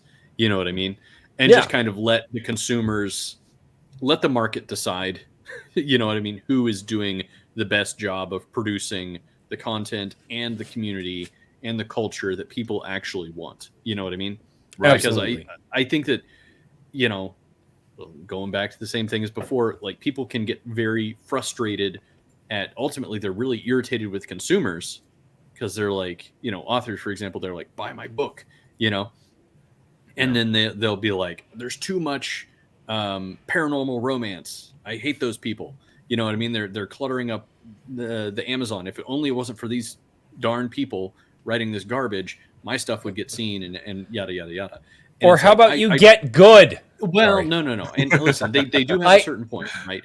But they're frustrated with an algorithm. They're frustrated with consumers. They're frustrated with things that not their fellow authors. You know what I mean? You're right. So that's where, I kind of try to avoid too much hammering on people. No, and you're right. And we talked about the interface. Like, for instance, like we're not actually live right now is a little different than the VOD. But once the VOD of this goes up, we're not really interacting with the audience anymore. We're interacting with YouTube or Rumble. Yeah. And then YouTube and Rumble in turn then interact with the people that they think will interact with us. Yeah. So there is a layer there. So when you say the algorithm and stuff like that, it's like the authors. The authors don't interact with their audience on Amazon or wherever it is they post their books. They interact with Amazon. And then Amazon then in turn has to turn around and interact with people that they think will buy the book. Yeah. And so there's a level of separation there that I don't think everybody has figured out. Yeah. Now, That's fair. I was going to say, it is like we've almost hit the hour and a half mark, and we still haven't like gone through this campaign properly. I want to go top to. I'm having a good time. You're fine. I know, but I want to go from tip to butt here on the whole campaign. Wait, Richard, do you watch Grand Thumb? Yes. Yeah, absolutely. Okay, I was just watching him earlier today. Yes, Okay. yes. I'm going to do my darndest to get Anvil into his hands, by the way. So Grand Thumb, really? yeah. That would be epic.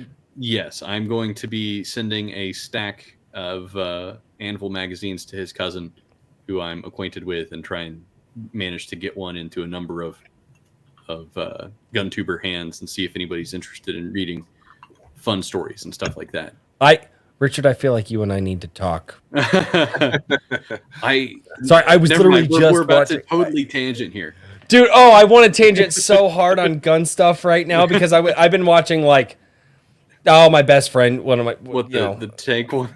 best friend just bought an AK the other day and was talking. He got a great deal on it, and I'm just like, and now I'm sitting here looking at stuff like, I could buy that, And my wife, she's totally down. My wife is like, we can literally sell the small one. We can sell the small child. It's fine. Like we can always make more kids. Yeah, that's half the fun, right? Half the fun. Yeah. Oh, look at that. I know. Okay.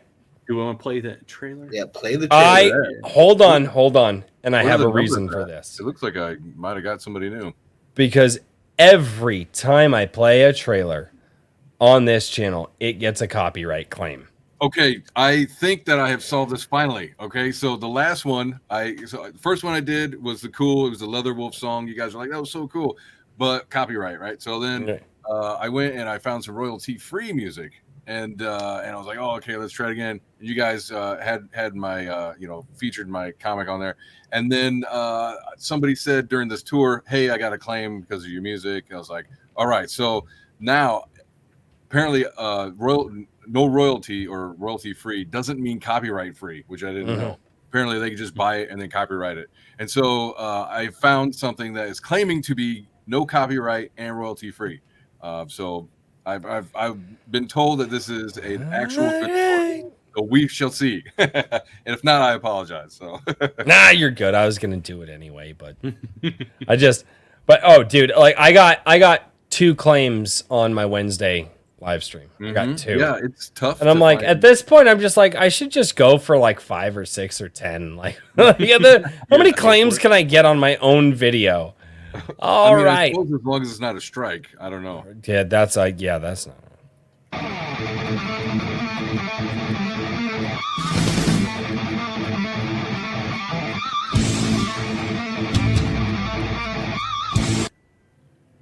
Where's that music from? I can't remember his name. It's Eric something, but the name of it is Run. I titled it Run Comic Commercial. Yeah. This picture. That's the image. That's the one that I. Yeah. Oh, is that what you're talking about? I thought you meant the music. Yeah. No. I was talking about the music, but this is the image that I have. I remember. Why is that? Yeah. Very, very white eyes in this. Just white eye. Yeah.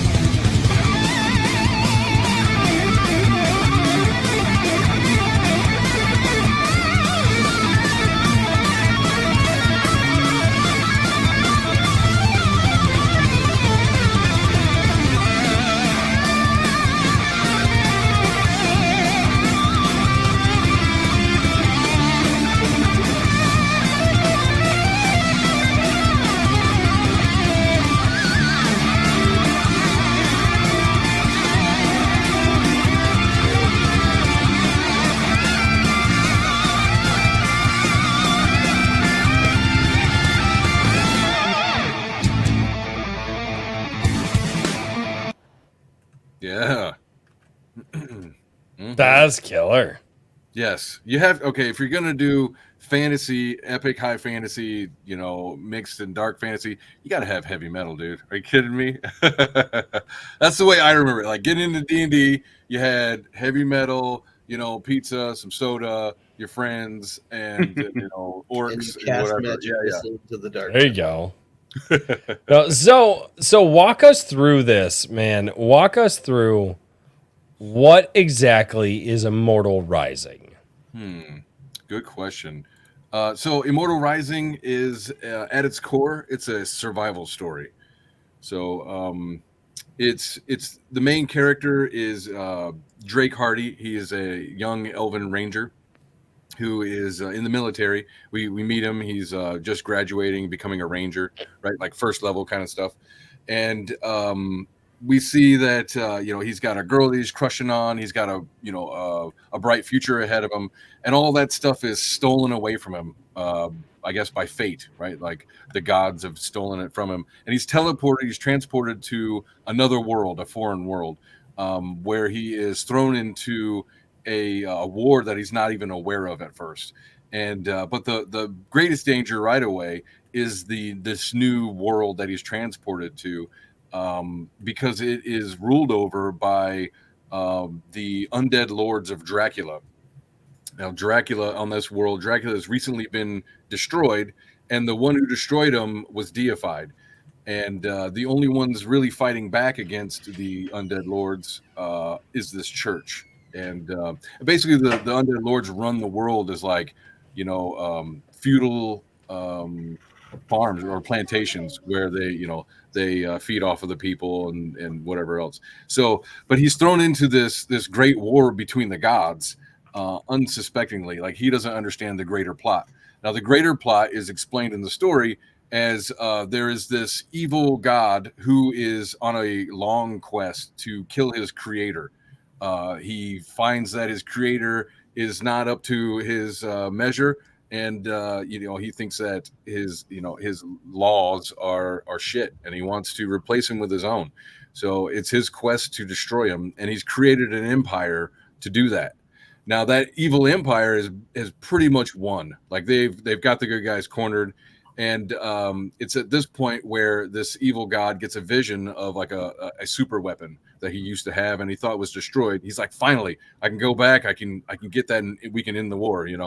And so they invade this planet, and that is when our hero is transported to this planet for reasons that you have to read the book. But yeah, and so there's just a lot coming in. And so we have the first level view, the main story, where these five strangers are, they're thrust together. They don't really know each other very well. They don't even necessarily like each other at all, and they have to survive in that world. And then on the higher level of the story is the 10-page one, which centers around the gods and the things that are going on at like a meta level. So you get to see it at first level and at 30th level or whatever. So yeah, and this is just the first act of a 3-act arc. So there will be 3 books in total, and each book will have 2 stories, kind of getting the full picture from 2 different perspectives. Yeah, awesome. and Well, that's great. And what are the trading cards? Because those are actually going by right now. So can you? Yeah. Tell us So a the little bit trading about those? cards, those were done by my character designer, Steve Whitehead, amazing artist. Those are the original designs for the main characters. Excuse me. And then he did those. Those are like almost realistic. Like I'm sorry, they're so small. But so with those, you get a real kind of feel of where the characters, how they evolved in their design.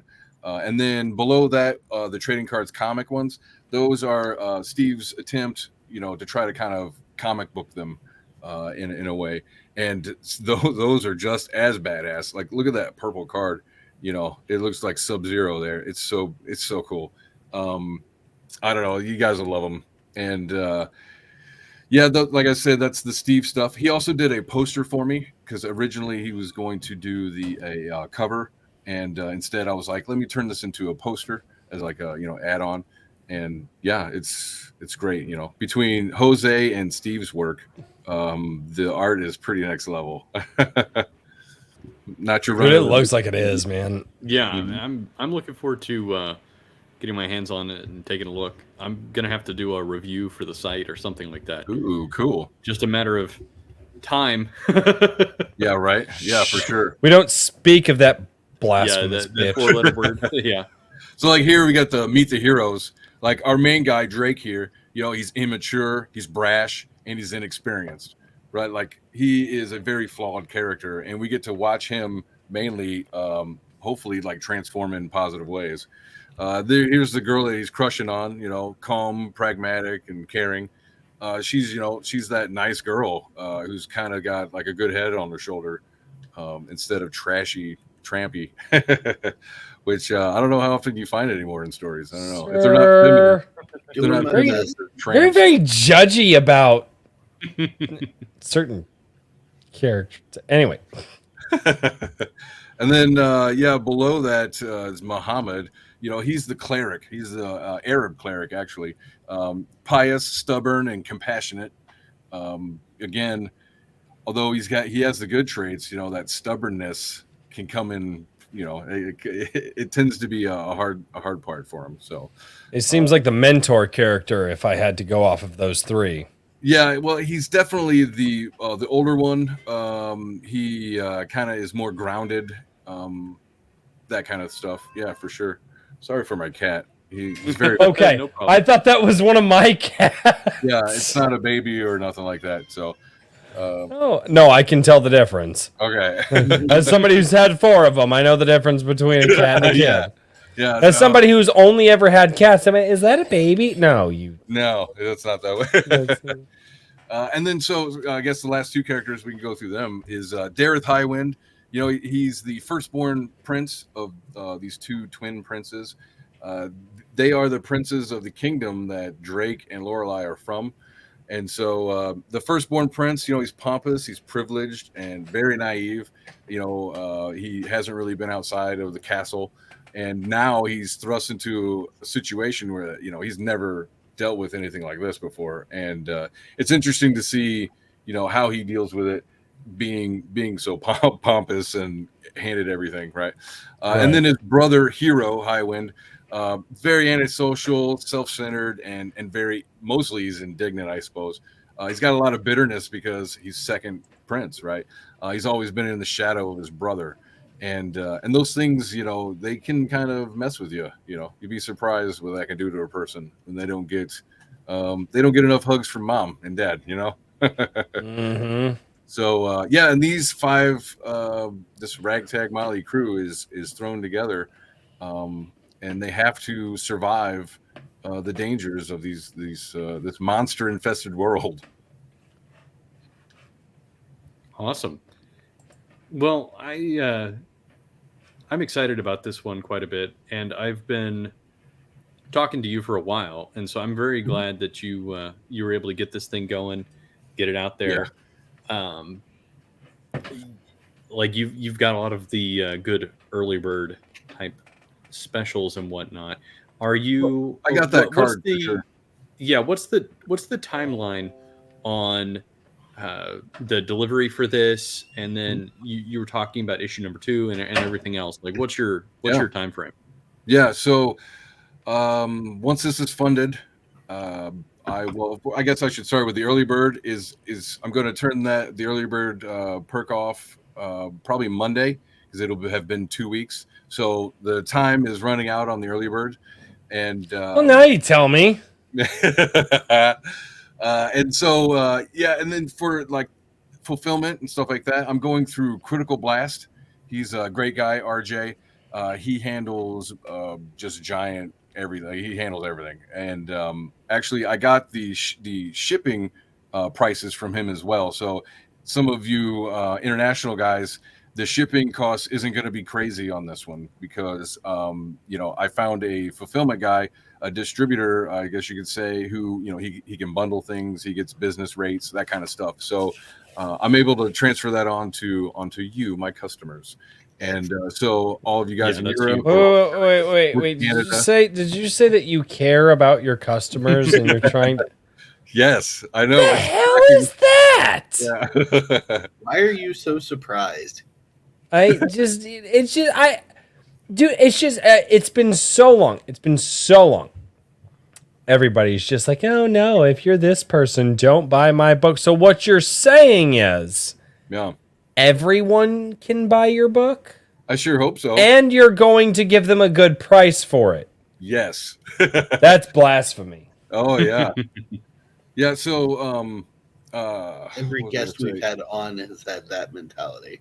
Yeah, I mean, you got to. I want this into as many hands as it can get to. Like, if you're interested in this, like if you like the art style at all, if you like, the genre of dark fantasy and epic fantasy or both together, I consider it like chocolate and peanut butter myself.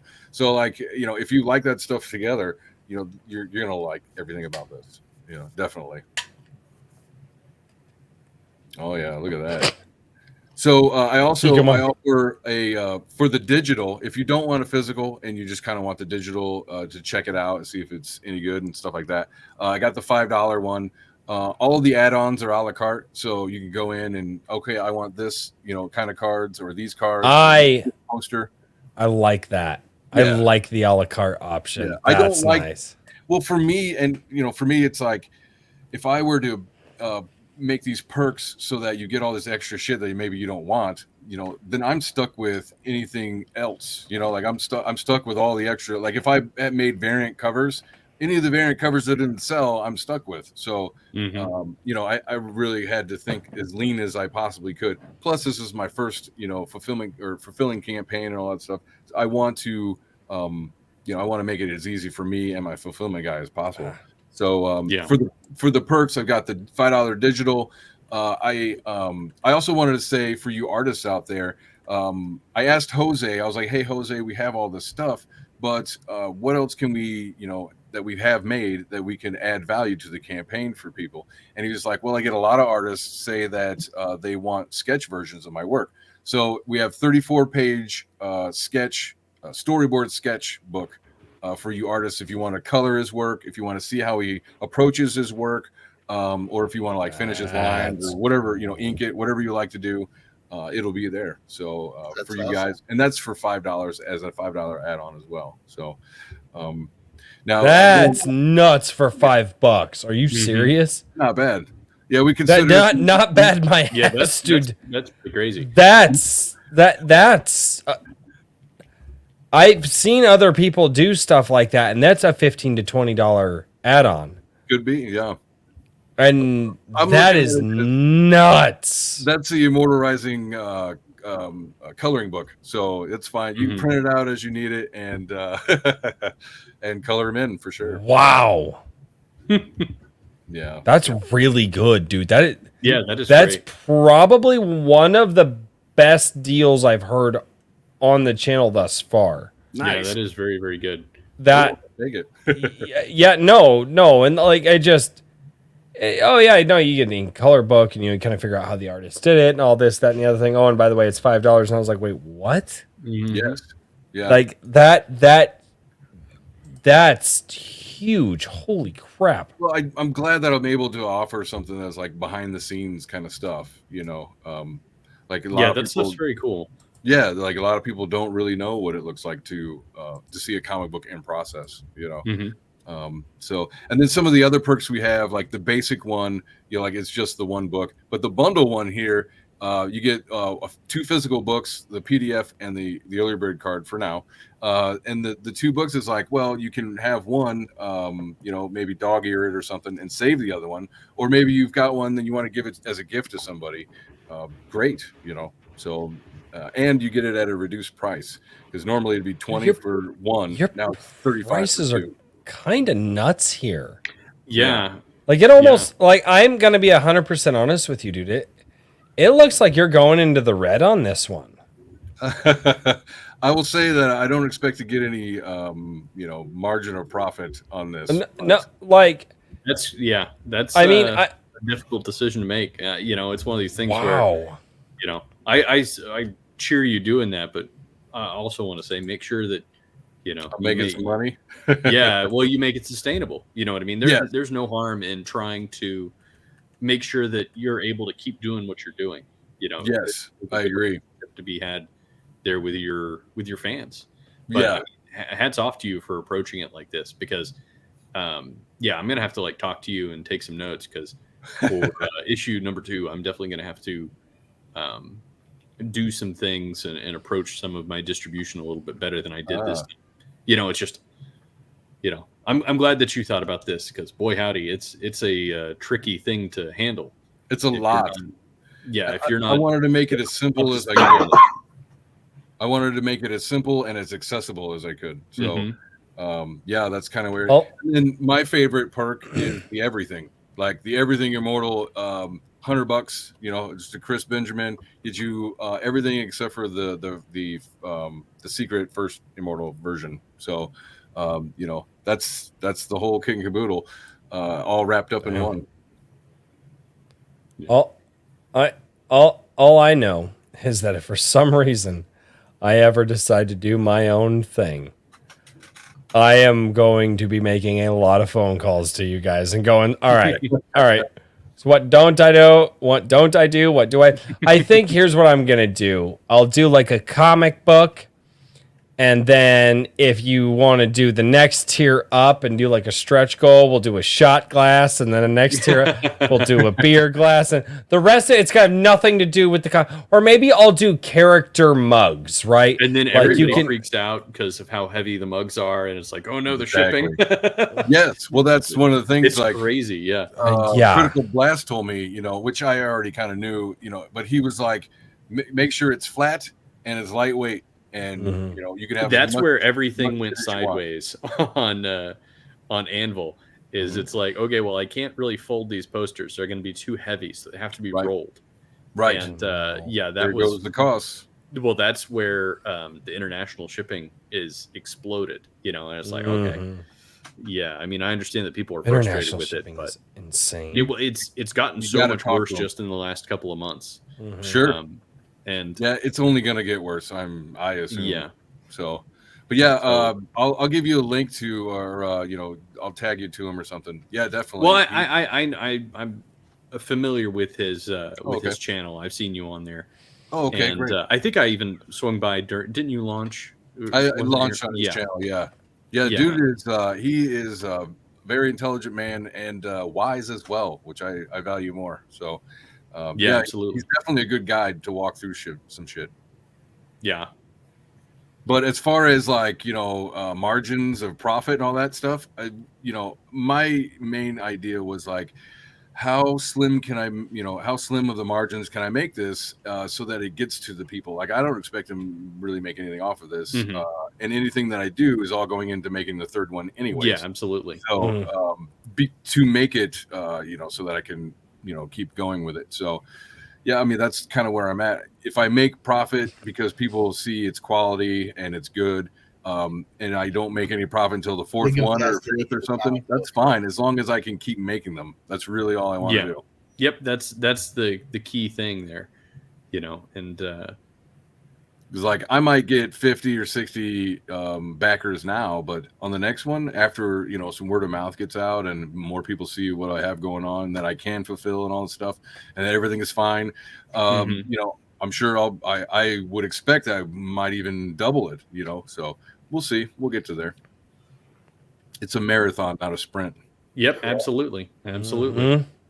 Like I went through a full year of my own channel just to practice, talking on camera, talking about the things that I'm trying to even, like I got to find a way to make my words and thoughts coherent on these subjects, and like I need a lot of practice with that and things like that. So I knew I had to, practice my rhetoric, all that stuff before I could even get on the touring circuit and not look like a fool, So, it's I mean, I think it shows because here we opened up the show and we were too busy talking about other stuff to even you're too good. You went too far. Yeah. You need to reel it back. So, but Years hold ago. on. But hold on. Wait. Hold on.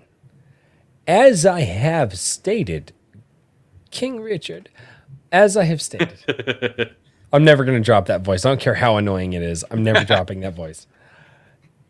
The idea of, at least what I want this show to be, is to sell Aaron to the people. And when he jumps in, and it's like, hey, dude, what are you doing? How you do? What's going on? What are your thoughts? And he just totally is like, nope, we're talking about this. I want to talk about this. I'm like, good. I can work with that. Why? Because eventually, one of my co-hosts will say, hey, but what's going on with your project? Yeah. Because I trust my co-hosts to do that. You bastards better never let me down. But anyway, I trust my co-hosts to do that. But Aaron did a damn good job telling everybody out there the type of person that he is and the type of person their money is going to go to when they go and they back Immortal Rising. Thank you. Yeah. And then, masterfully, as it were, Richard's like, hey, we're almost an hour and a half into this. Tell us about your project. That was a great segue, by the way, Richard. Yeah. You're learning things from talking with like Razorfist and all the big people on the YouTubes. Yeah, you're getting better. Oh yeah. He and I are just chatting all the time. Oh no, it's Give me fine. It's tips fine. on I You get won't it. stop texting. I get it. It's cool. It's cool. It's cool. Like I text with Chad. I text with Shad Imbrooks every night. It's fine. There you But go. Yeah. right. But no. But I like that you came in, and instead of just off the bat, you're just like project. I really enjoy the fact that you took time to tell us about you, what you care about, what's important to you, the tenets that you believe in, because ultimately a story is a story. And the sad fact is we live in a world right now where people are really afraid to give their money to just another story because they don't know the author behind that story, and they don't know if their money is going to a person that, again, shares their values. And I touched on this earlier, and I'm touching on it again because it is so important. And you leaned into it, and you talked about it, and you told everybody what you're about. And I love that you did that. Thank you. I know it took a while to get there, and it took a while to get to your project. And I hope that you don't mind that. No. But my goal was to just pull the string and let you go. That was just what I wanted to do. And I'm glad that you did it, because people down in the chat, there are some people down there that that comedian, the community you were talking about earlier. Yeah. They said, oh, he mentioned this. He goes, I'm backing his project because of this. There we go. He knows the same thing that I do. And that right there, that means something. Yeah. I'm telling you that is I guess a zeitgeist, right? It's growing. There's more people who are thinking parallel indie, just walking away from, the system that we're told is so terrible anyways. Fine. Okay, let's go build our own. It's not that hard anymore. It'll be difficult to adjust, but I don't know. I guess in my idea of what is to come, everybody's very doom and gloom, but I really am gonna have to give the white pill on this one. It's not as bad as it seems, guys.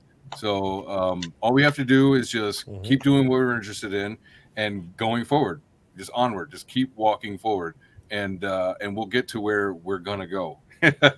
And everybody else who's freaking out and chopping off their dicks and they're doing all these crazy things, they're done. I'm sorry to say, and it's really sad. Like some of these people who I see these stories, because unfortunately the quote right is always talks about it. They won't stop talking about it instead of answers. And so it's like, this poor kid have took all these hormone blockers and now they're 28 and they regret it. It's like, or 20 or whatever it is. It's like, I'm sorry, but you're done. Chances are you're not going to have a normal life for the rest of your life. And it's a whole generation that's going to go through that. It's going to be horrible to watch, but that's what the elites wanted. I mean, otherwise that shit wouldn't happen. Like all the dumb stuff that people obsess themselves over. A lot of that stuff is just given to you, and you have to consent to take it. And then when they do, that's like, oh, did you try this new reactionary bullshit? It's like, you know what, dude? I got to deal with homeschooling my kids. I got to go to work. I got to make sure that my my garden is ready to go this year. I got a broken branch in my tree. I got to get out of the way. I don't care about what is a woman. I don't give a fuck. Like, that doesn't affect me. Like, I have my own tribe that I'm worried about. So I don't know. And to go along with that, I think part of it is also being a bathroom break number 2. I gotta go. I way too much beer tonight, guys. Nice. Keep in mind, I don't start when Iron Age Night starts. I pregame. My man. Anyway, back to what I was saying before that little intermission there. Yeah. No, but I think that there's also a mentality that goes with it, just like what Razorfist said at the very beginning of his Iron Age or Become the Culture rant, where you kind of popularized the term, is that if you can't really build anything on anger, and the right has gotten very we say that the left is addicted to anger and all these other things, and that's also true, but it's the same can be said of a lot of conservative outlets and a lot of right-wing media, is that it's like, what are you angry about today, and what do we need to be upset about this week, and everything else, and what are we mad about now? Yeah, exactly. And it's like we make the joke about, I support the current thing. Well, I've seen somebody say, it's like, I don't support the current thing, and it's like, I there's actually some truth to that meme. I'm loath to give the left any meme points here, but it's true. And I think that it's very difficult to create, period. And it's even more difficult to create if you don't have a kind of, if you yourself are not optimistic about the future, and if you're not if you're engaged in lots of like anger all the time, I think that's a productivity killer. Like, at least for me, I notice that whenever I'm like paying more attention to politics, my my productivity slumps, And yeah, for sure. If I had to listen to Tim Pool talk about Civil War one more time, I'm gonna throw up. Like, are you kidding me? Are you being paid to push this? Get over yourself. Probably. Jeez.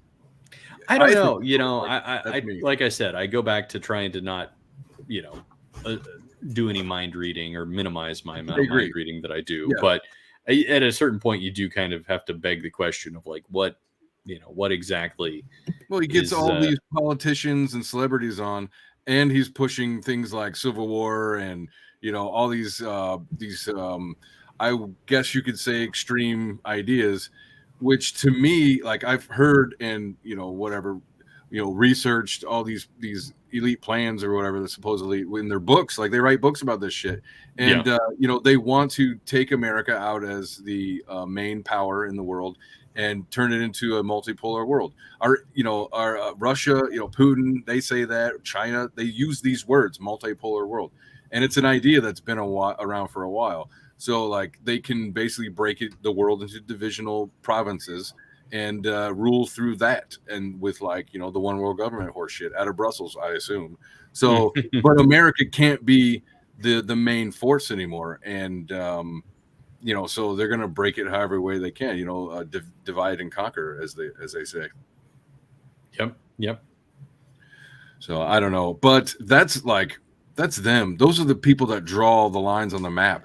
That has nothing to do with where I'm actually at on the ground, So I don't know. The best thing I can do is buy my meat local, and like, for instance, that the comedian that had come up, Owen Benjamin, earlier.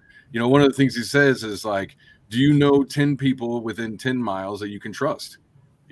Like, that's the kind of shit that will get you through the darkest times. And he's 100% right. And if you don't, really consider that. And if you don't have those 10 people, like, I can't say that I know that I do. So it's something to work on. Yeah, Civil War go burr. Yeah, exactly. Like, stop trying to gin it up. Stop trying to create it in people's minds. It's just so much like the glowies with the khakis and the, they all wear the khakis and the hats and the face masks. I don't know very many, quote conservatives who wear masks to begin with, let alone at a rally with everybody together, and they're all wearing khaki pants. Are you serious? And you're going to tell me that you're not glowing right now? Get real, But then they take a soundbite, they ship it off to MSNBC, and everybody's a fucking Nazi. So Yeah. okay, let me see your FBI badge. But oh wait, I'm sorry, I shouldn't say alphabetical stuff. Bryce isn't here. You're fine. I watched a YouTube video where somebody was talking about, and like it was like a 50-minute video, and it was like the first half or so of it was actually pretty well done. It was You had the best conversation of the night while I was gone. I don't even have my ears on yet, you bastards. But he was talking about how like young men have a lot of reasons to essentially check out of current society. And he was sort of outlining all these reasons why and how these are problems and historically what that's led to and everything else. But then about the midway mark, he starts kind of pivoting and he talks about, basically the global plans and all these other things. And then he's talking, but at the end, he basically is like, yeah, we need to just keep doing all these things, but young men the problem is that young men are going to get fed up with it. So we need to have a solution for them. And that, like, he was still pitching it as though he was talking to young men, like, oh, well, we need to just make sure that we never, ever, do anything. The Leviathan, as he called it, doesn't actually have any power. And we just need to whatever. And it's like, it's very funny how some people are, the solution is just to do more of the same. And I saw, Kikomon talking about like passive resistance and everything else. And my thing is that like if you go into like butting heads directly with these things, like in my mind, I feel like they've got more heads at the end of the day is kind of how it works out.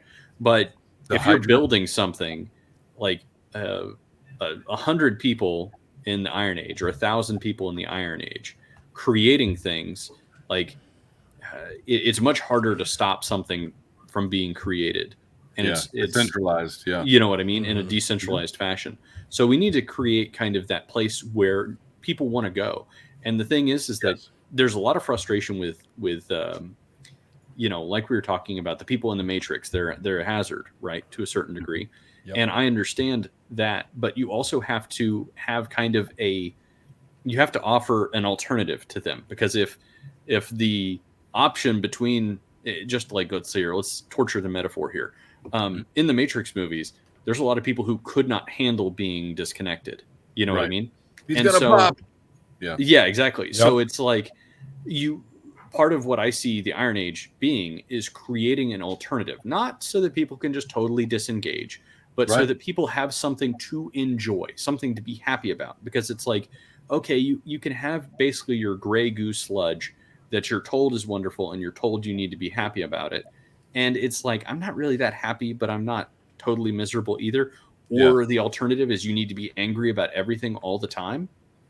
Well, like, that's not a winning solution, and that's why I think the Iron Age and creativity are beneficial. Anyway, sorry. It's my theory that I had about Tolkien is that if you listen to Tolkien speak and you read some of Tolkien's letters and stuff like that, he believed that, and I really feel that there is something here, and I don't think I've quite ever said it properly, but the world will drive you insane unless you have something that gets you away. Now, it can be a different thing for every person. For some people, it can be tending their garden. For other people, it can be reading a book. For other people, it can be losing themselves in a movie. For other people, it can be going out and hanging out with their friends for the night.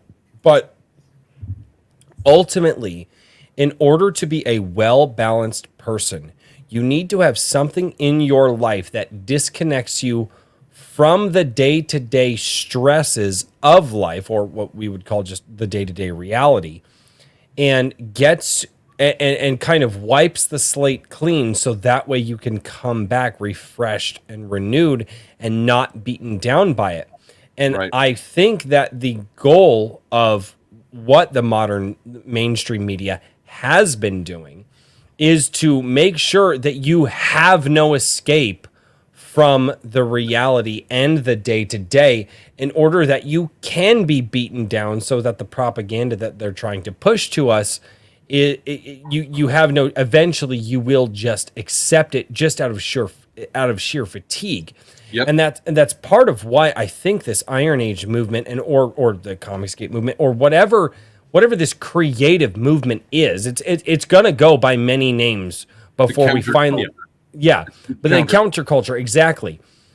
But this is going to this movement where people can find themselves to wash the slate clean at the end of the day, is going to rise up. It will always rise up, because we know intrinsically that unless we refresh and reset, that we ourselves will spiral into insanity, and we know this innately as human beings. It's why the weekday night like sitcoms and the serial shows became so popular for forever and a day. It's why, like the NCISs and all of these different shows. It's why you had your Monday night shows, your Tuesday night shows, your Wednesday night.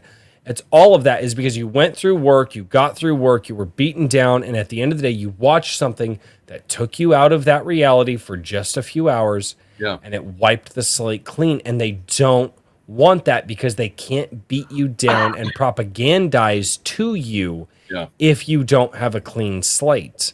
Yeah. Mm-hmm. Well, And I really believe that Tolkien understood this. I don't disagree. Tolkien was a very intelligent man for sure. Him and C.S. Lewis. Oh God, yeah.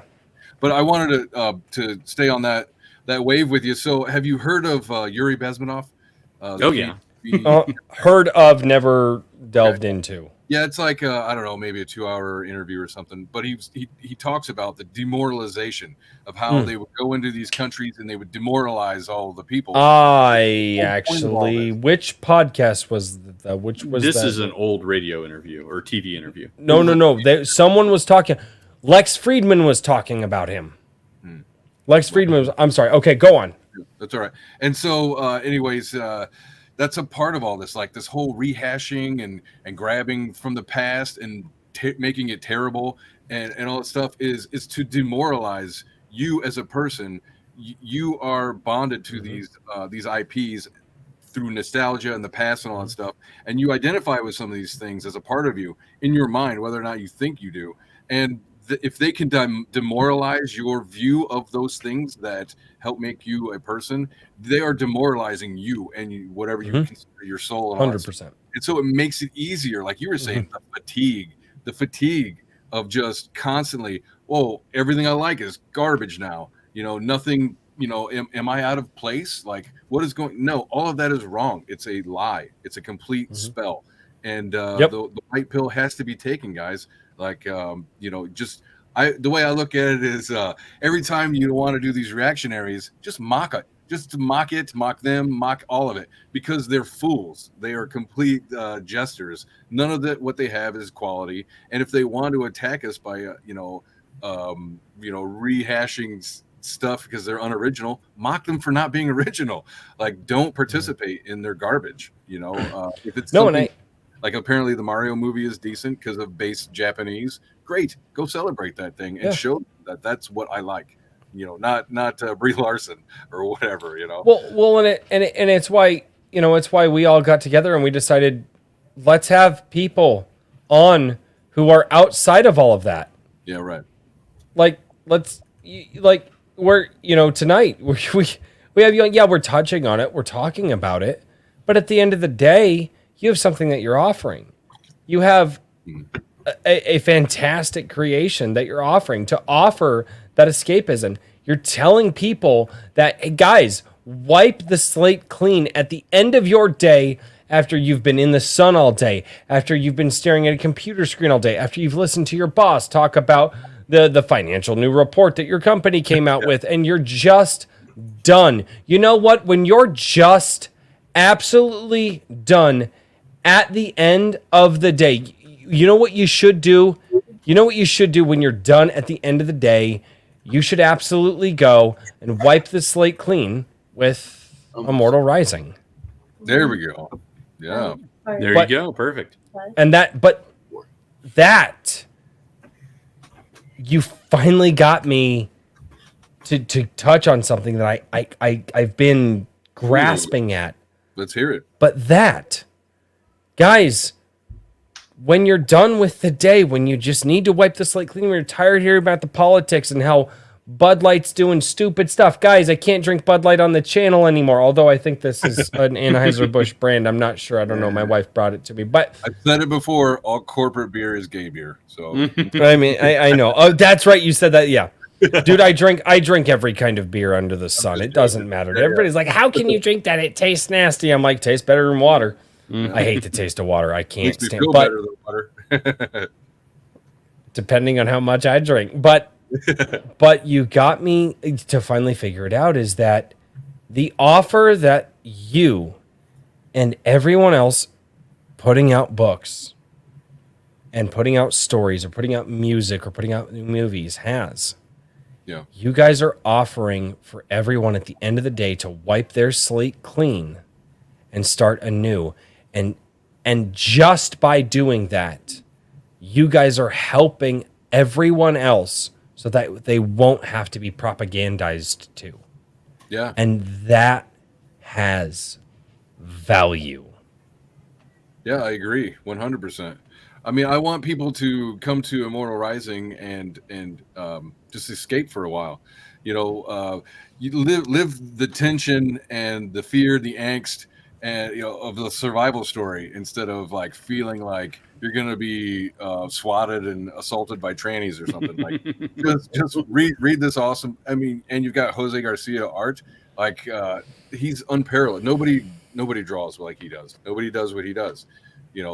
Just enjoy the stuff that is not woke, instead of complaining about the stuff that is.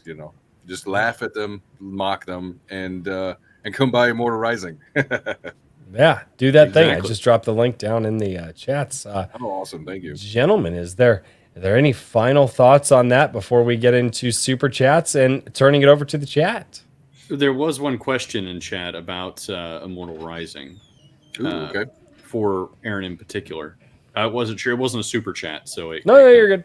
Might have Go gotten for by. From JVP Music, he says, for Immortal, how do you stay confident in your work through the creation process? I ask because how you come off makes me think that you're effective at that.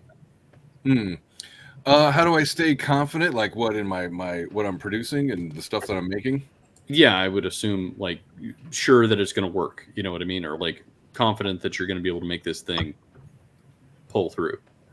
Complete blind faith. Complete blind faith. I like it.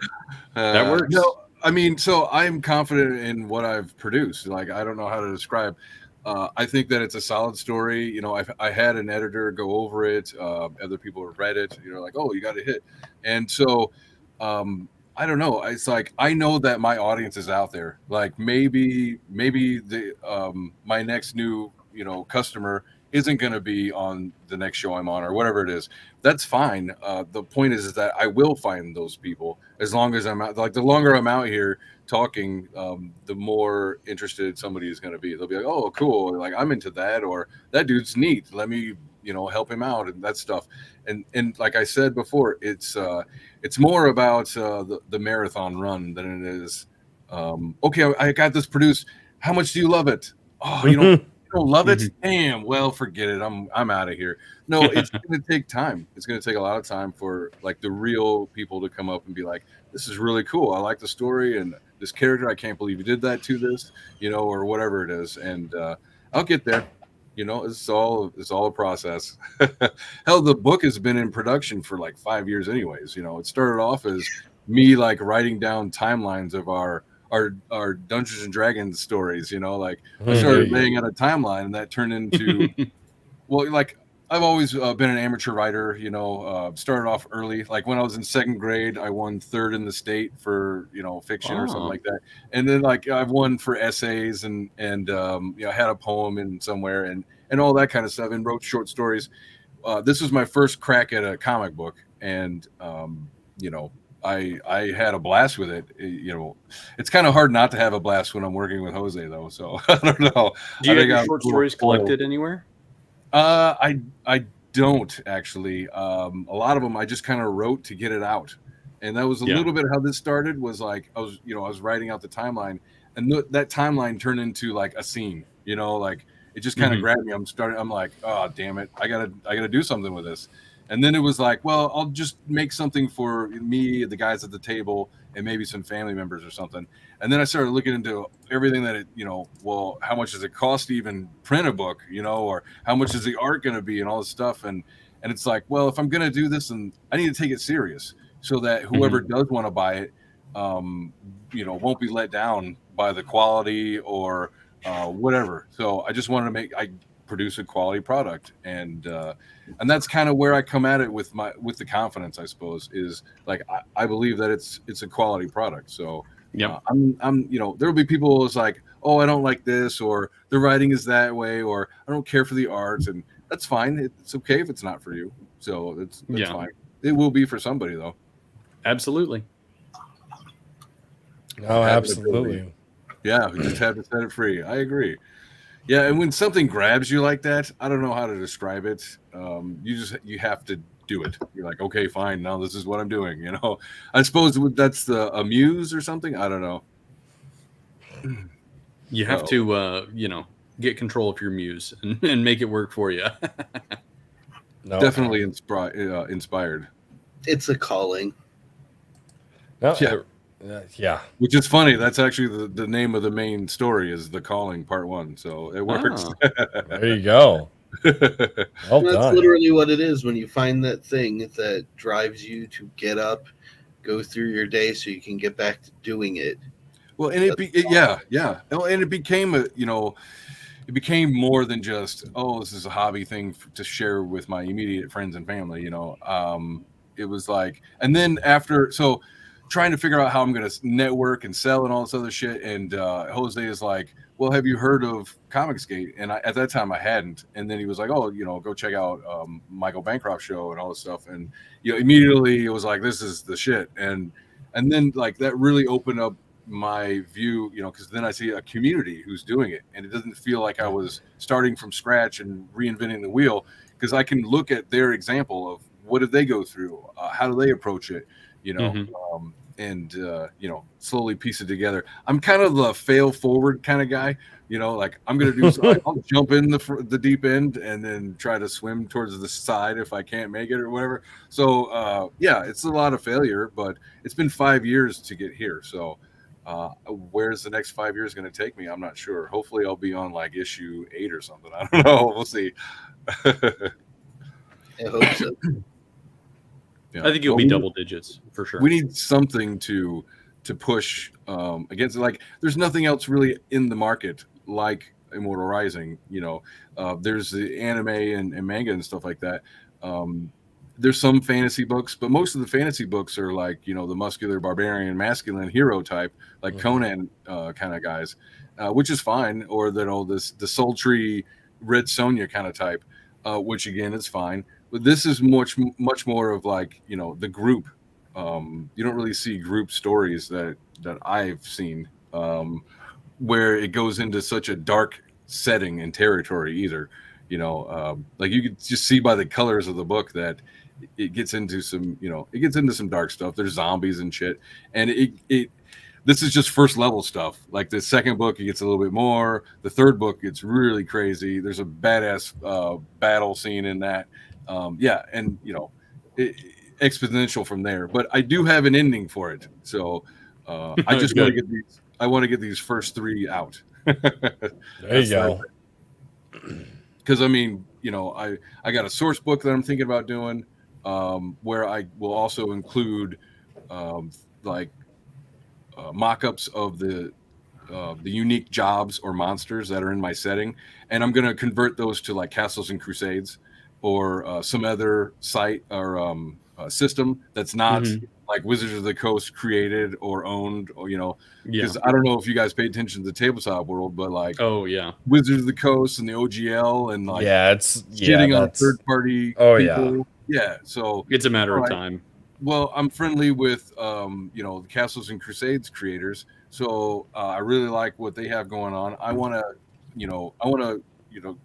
hitch onto their wagon, I suppose, and so that like people who play their game can just take my original monster or job class and just plug and play into their game if they like. So you gotta work within each other, I suppose, within the community. Are you guys sleeping? No.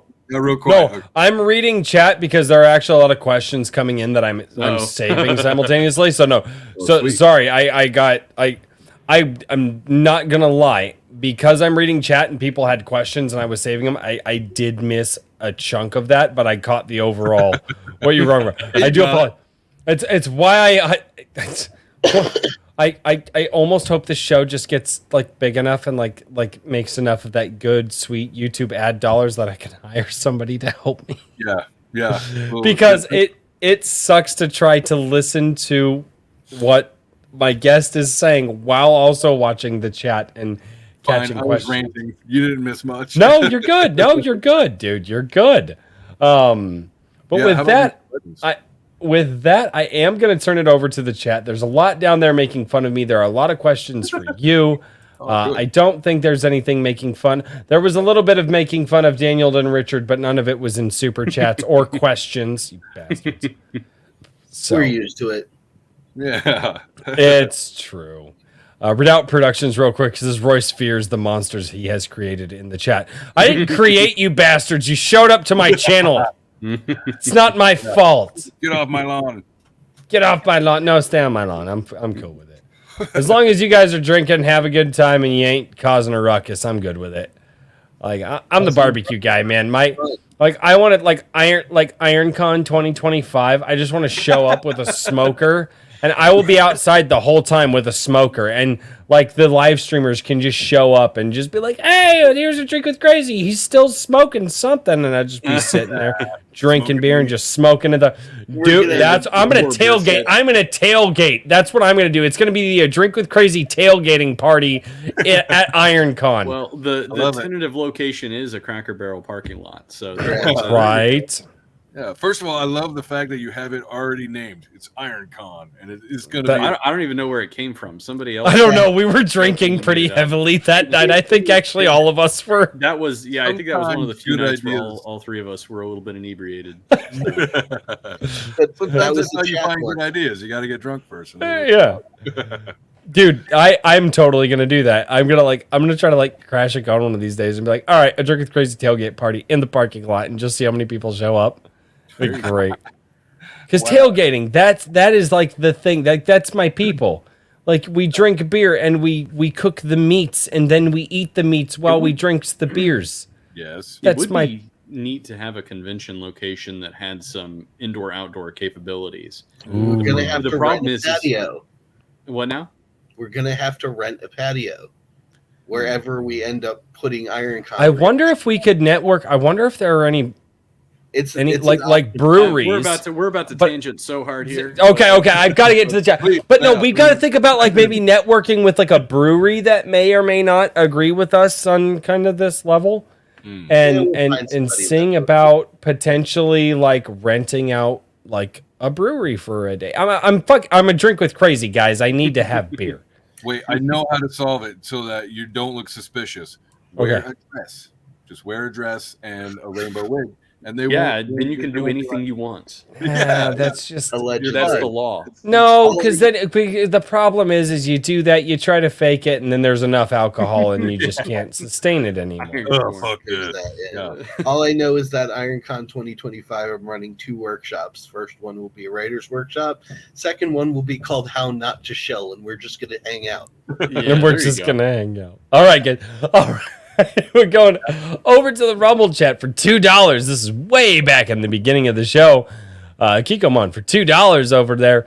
And that's because I know that picture. He says, I don't recall who, but someone shouted you out on Timcast IRL a couple of days ago. I was driving, so I didn't notice who it was. I think that was Ethan Van Sciver. EVS was on. Yes. And he was shouting out a bunch of people. So I'm pretty sure that that's who that would have been. I think he said Iron Age. I'm not sure if I watched the whole thing, but Yeah. I know he said Iron Age. Yeah, he definitely. Yeah, said Iron he Age, did. 'cause a bunch of people sent me that clip. All right, Kikomon for $2 over on YouTube says 12K for Anvil. Woo! Almost 13. Yeah. That's, Dude, you're killing it, Richard. Yeah, now I just have Absolutely. to make sure everything comes together and gets out the door. Sucks to be you. Yeah, I know. While also Little starting up filming. the second issue, it's going to be very exciting. Oh, God. that's why you got to have a guy that I actually does that. am sure it'll be fine, but Yeah. I have an accountant because I don't want to deal with it, all the write-offs and all that other whatever claims and shit. So I have somebody who does it, just like my fulfillment. Critical Blast, I don't have to worry about it. He's going to handle it. Yeah, my accountant's my wife. yeah, I'm gonna have There to. you I'm go. gonna probably have to handle like some outsourcing because Yeah. I'm gonna see how it goes with issue number 2. But right now it's like creeping up on 300 packages that I'm gonna be packing. You know what I mean? So Oh, Welcome no. to distribution. Oh, Yeah. no. I feel so bad. Oh, no, it's fine. It's all part of. you're the going to thing. be up for like days. Well, yeah, but that's fine. It'll be fine if I can pack, 20 Oh, yeah. an hour, then that won't take me. Yeah, it'll only take me like 12 One hours. day.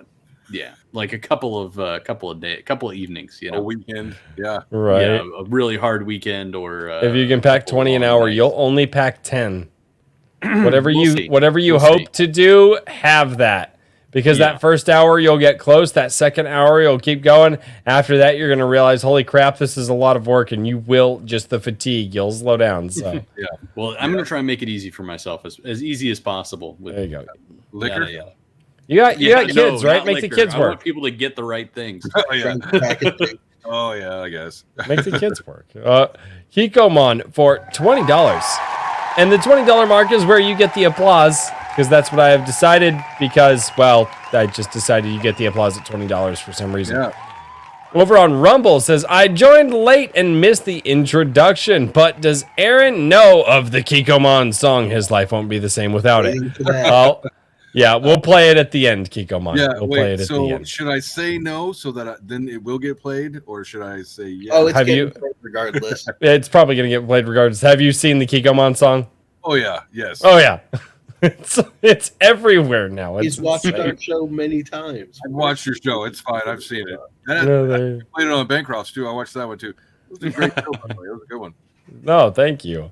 Same with when Richard was on. I really enjoyed that. Like listening to him talk about his experiences with the magazine and all that stuff. That was cool. That was really a good conversation. Jeez. Well, I appreciate it. I had fun. He's a cool dude who is very easy to talk to about a lot of different stuff. So No. Yeah, he and I when I was on Bancroft's show, like we started about 12 different conversations and never got into the nitty gritty of any of them. So I was like, all right, dude, we're gonna have to do a part 2 on this because like there was so much. Well, and I actually feel the same way with you, Aaron. I think that you and I might have to touch base, and then I'll just do a political show, and you and I will let's just you and me. We'll pick like a Monday night when nobody's doing anything, and we'll just go ham. That could be super fun. So like you homeschool, you have Yeah. chickens. Do you have Yes. goats too? Like we agree on a lot of stuff. No, Goats. we're not gonna do the goats. The thing that we will do is we're actually looking at probably getting some lamb this next year, raising our own lamb and then slaughtering our own lamb because my wife and we love lamb. So that's what we're looking at. Goats, the property that has been opened up to us again, it's friends of my wife's and they've been very And it's because they used to do chickens and they just don't do them anymore. And they're like, no, we're not doing it. Why don't you just use the building in the area that we planned? And then like, oh, hey, by the way, we bought a whole bunch of stuff that we were going to do for the chickens, but all theirs got actually taken out by a wild animal, sadly. Oh, damn. And then so they were just like, yes, they just They let a politician in there? No. yeah. Turns out Biden got in the chicken coop and sniffed a lot of them. Anyway, but no, and so we've been very fortunate with that. So, but like the goats thing, no. So we're gonna do lamb, but the actual, but my wife's friend's husband, that's how all this connects. He's actually a butcher, and he would very much like to raise lamb, and then he will butcher all the meat and help us with the processing, and we'll split the cost. Awesome. And he'll do it, and it's so my cost radically drops at that point to have farm fresh raised lamb. Yeah. Like, Awesome. one of my favorite things to eat on the planet, believe it or not, is lamb burger. I love lamb burger. Like it's, I've not tried that. I don't think I've ever had lamb burger. dude. It sounds like a gyro to me, so I don't know. No, dude. I make a mean lamb burger.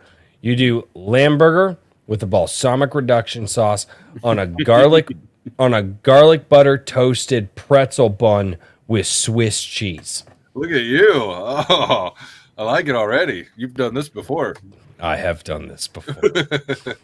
I'm telling you guys, you got to come in. That's why I want a tailgate out in the park. Y'all go in and do Iron Con. I'm doing ADWC tailgating in the parking lot. We'll need food vendors. So It's true. You know, I will be the not that food. I want to. Iron Age logo. Yeah. You can be charging by 2025. It'll be about $120 to $125 for a lamb burger, and everybody will be glad of it because it'll be about $80 for a Big Mac, right? Yeah. Right. Well, that's a Big Mac without bugs. Oh yeah. What are you talking about? This is a bring your own food thing. You want me to throw it on the grill? I'll throw it on the grill. I ain't paying for all you No, bastards. I know. Tailgate party. Yeah, that's not included. Oh God! All right, Geekamon. Count as being the food. Right. Geekamon for $5 over on YouTube says, I said that in the past, King Richard, if you need help negotiating with printing presses and perform a vendor selection, hit me up. Yes. There we go. So reach out to Geekamon. Yeah. That guy is the Geekamon surprises me because one, he's a meme lord, which the internet is full of. Two, he gets really drunk and sends a ridiculous amount of money to many, many channels and supports them. And you're just like, wow. And three, if you've actually ever talked with the guy one-on-one, he is wildly smart and his life is intensely interesting. And the guy is just a Pandora's box of I don't know what the fuck. Like, Geekamon is insane. And when he's like, yeah, no, if you need help with this stuff, just hit me up. It's like, how does one person collectively have all of that? It doesn't make sense, and yet we still have Geekamon. Yeah, he's probably a polyglot. You know how it goes. Nah, something like that. JVP Music for $5 says, the king is just recognizing that there is a movement of creators who connect through the love of storytelling. Genuinely, it's why we'll win. Yes, absolutely. No, and it is we are offering I mean not me. I'm showing you the people that are offering escapism to you. And that's the thing is offering you got to wipe the slate clean and start anew, and the Hollywood doesn't seem to want to do that anymore. Well, I'll tell you, one of the things that I liked about your Twitter, and you probably don't even know that you're doing it, is when you were showing off your chickens and stuff. That stuff is good for people to see. They need to see that there are alternatives and that people are flourishing in those alternatives, and that it looks great compared to what they have to do. Just people seeing brief glimpses into your life. It's really helpful. It's really helpful in times like this, because otherwise it's nothing but demoralization. So just little clips like that mean a lot. You'd be surprised how much that'll affect somebody on their average day. Thank you. I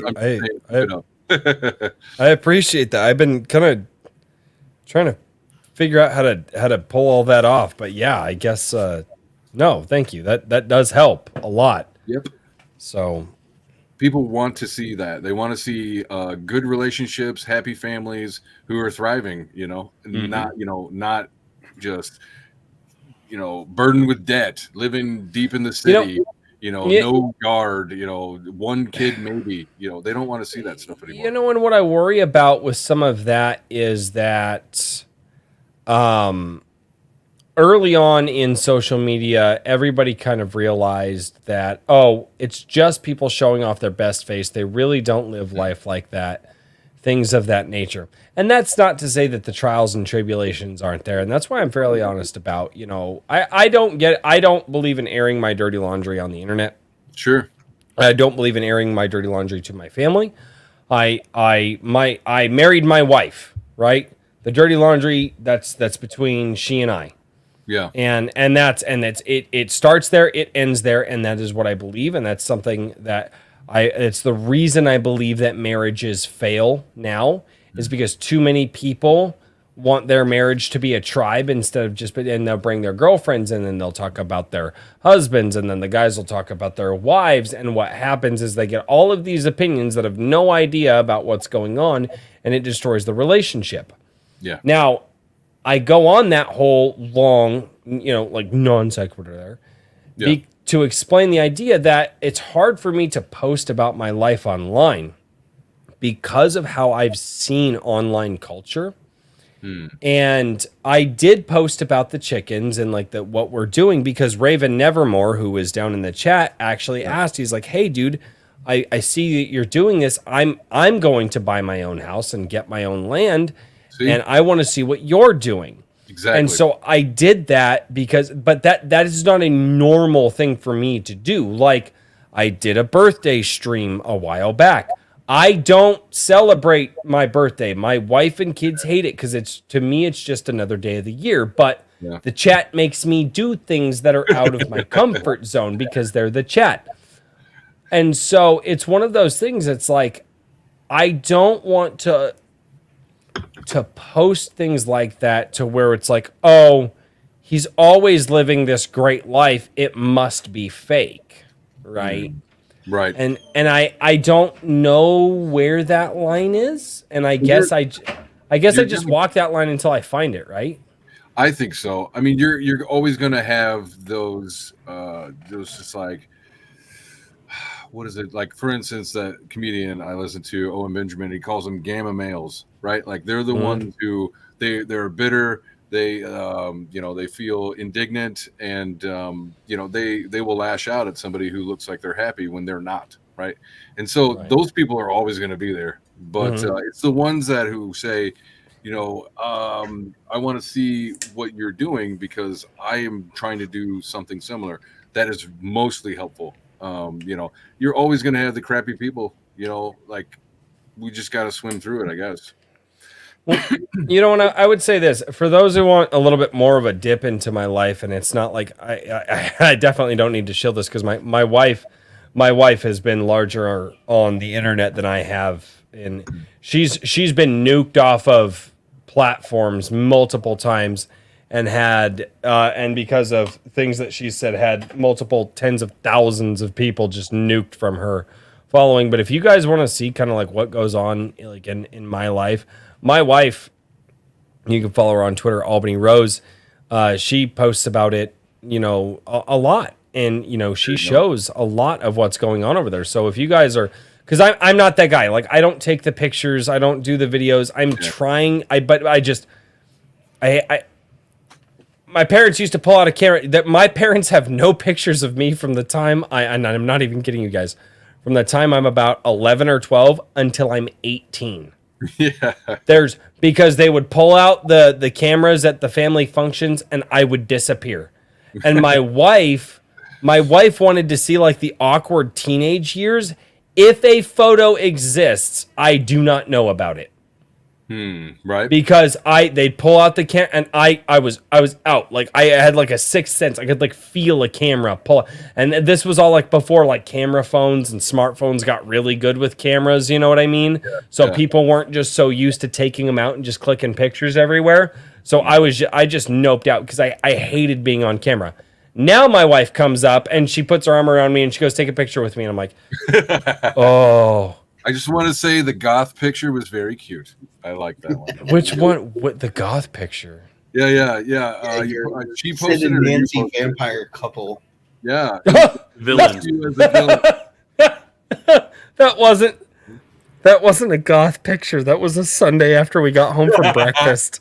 Well, it came off She that just way. put a filter on it. There it is. Oh, okay, that's funny. Yeah, because like your hair was That was not staged at all. That is legit. That's just hilarious. us.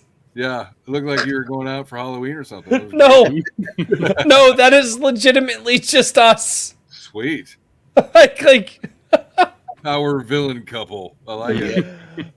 that's why I made the comment to my wife. I was like, are we just villains? Like, because I look at that, but that's just us. Like, my wife, before like all the crazy left stiff turned like the punk haircuts, like the side shaves and like the mohawks and the colored hair, before they turned that into crazy leftism now, like my wife was doing that. Like, and because it's hot. I like that's my style. Like I got my girl, right?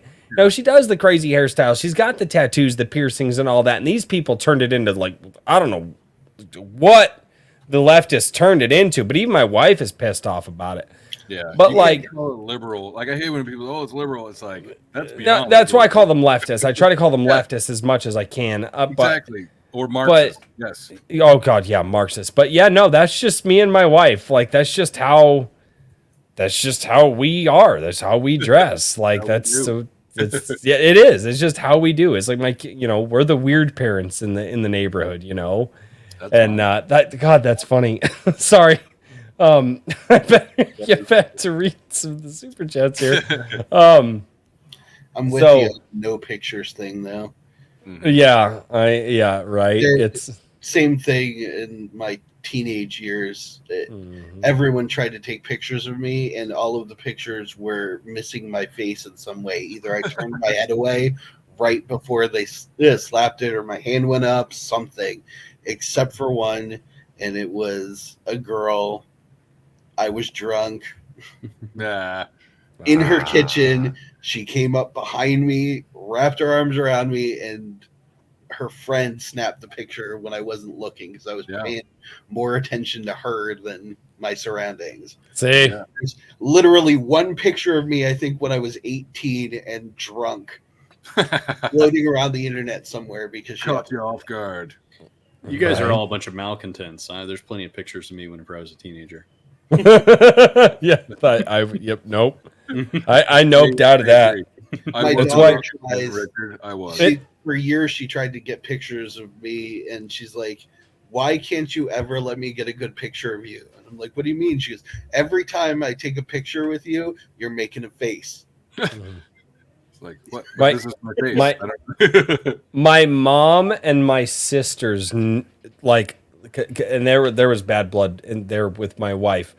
But they were worried that my wife was like the one because my wife could get away with shit that the rest of my family couldn't, such as pictures. Like my wife would like we met in a country bar, and so she would want to go do like the 2-step and stuff like that. My wife would come up and grab my hand and lead me out, and like I'm like family members at like weddings and stuff like who couldn't get me on the dance floor. Just no. My wife my wife would reach over and like take food off of my plate and take a bite.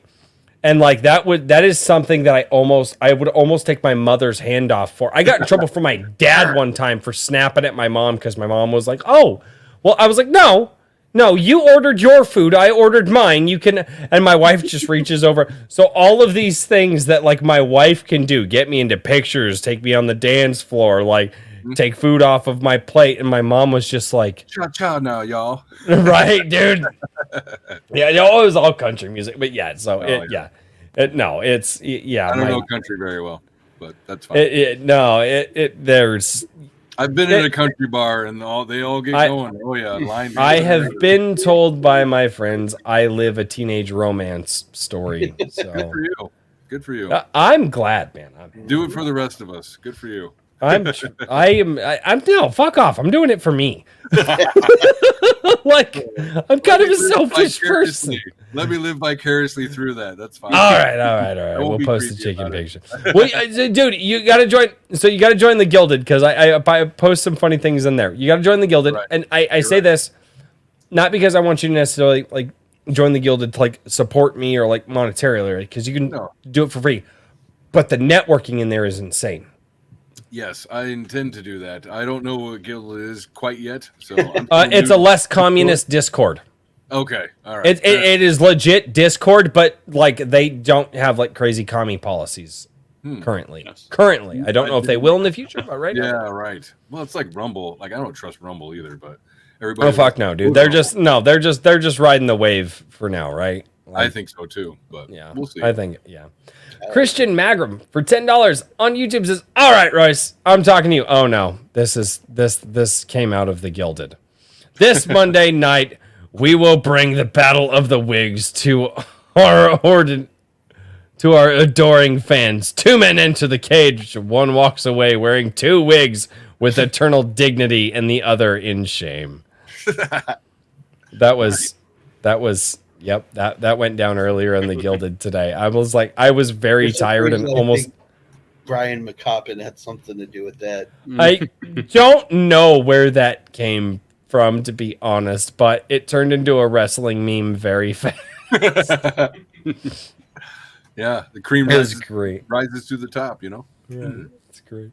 Herman P. Hunter, the Lore Forge, for $5 says, "I think a lot of our problem is related to the fact that life is a simulation." I am not going into fucking simulation theory. Herman, no. We can. No. Too late. The simulation theory genuinely skeeves me out. It's cause when you nope, there it is. It's already doing that thing. It's already tickling the back of the brainstem, and I don't like it. Move on.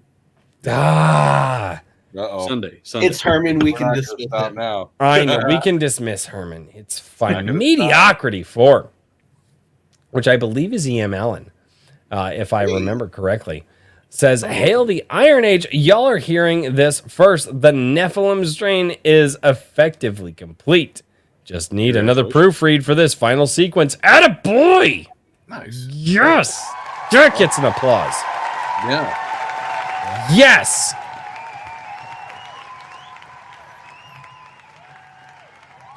Yes!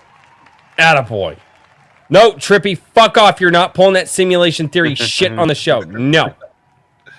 No. Sorry, I still have to read normal chat while I also read super chats. Kikomon for $2. It says, "Aaron, what is your ESG score?" Apparently 0, because I don't get shit for subsidies. So Fuck. 0. Yeah, But it's right. bad, dude. It's real bad. It's everywhere. Oh my gosh. I wish I could go into detail about like my job and stuff. Like HR should never been created. I hate HR. Yep. God. I am glad that the person in where I work is the HR person, because Yeah. it like I genuinely mean that, because yeah, it's just a good thing. It's just I'll leave it there, because I don't like talking about my day job here. Yeah, right. You know, it's just like I don't talk about YouTube at my day job. It's, you know. Right. Yeah, Now, that being said, everyone in the company knows that I have a YouTube channel, right? They came across it. It happens. I don't talk about it. I don't advertise it there. You know what I mean? Yeah, exactly. You Yeah. know? Yeah. So, It comes up and then that's fine. yeah. Oh, dude, we saw this video. Oh, yeah. What'd you think? Well, yeah. Like, all right, cool. And then I just walk away and they're like, oh. Like, yeah, I'm like, I have other things to worry about here other than that. Like, Yeah. you know.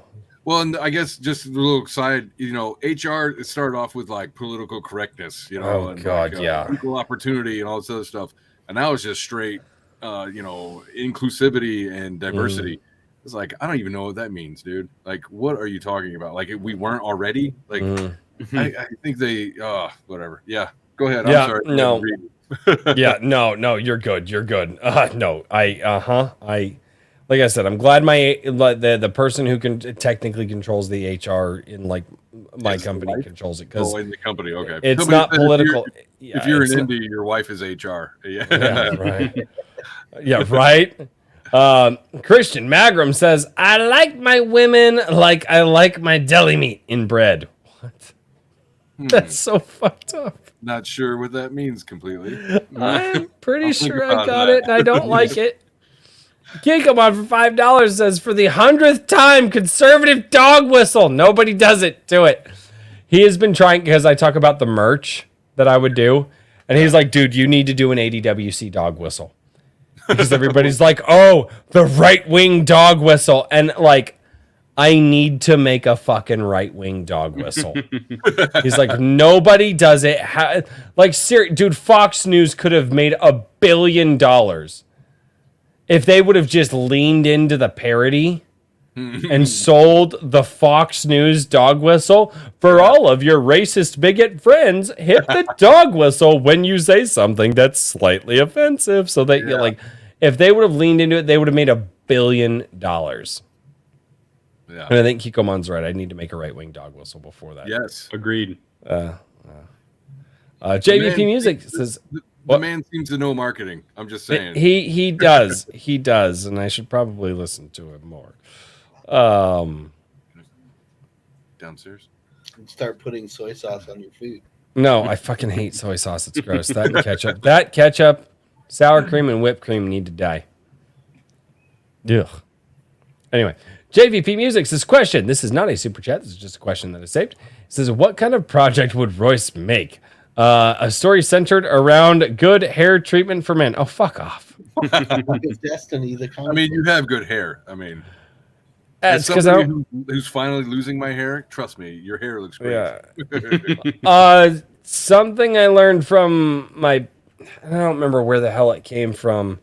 Something I learned from my parents when I was young is that, believe it or not, modern shampoos actually absolutely destroy men's hair. So you shampoo your hair. I mean, rinse it out every day and scrub it out in the shower under hot water, but you shampoo it like once or twice a week. Yeah. Correct. Like if it's obviously if it's a really bad, like hard, like sweaty day, like, get the funk out of there. But like once, twice a week with the shampoo, the male pattern baldness is probably because men literally shampoo the hell out of their hair every day and they're drying out their scalps and all that stuff. I learned that from my parents when I was a kid.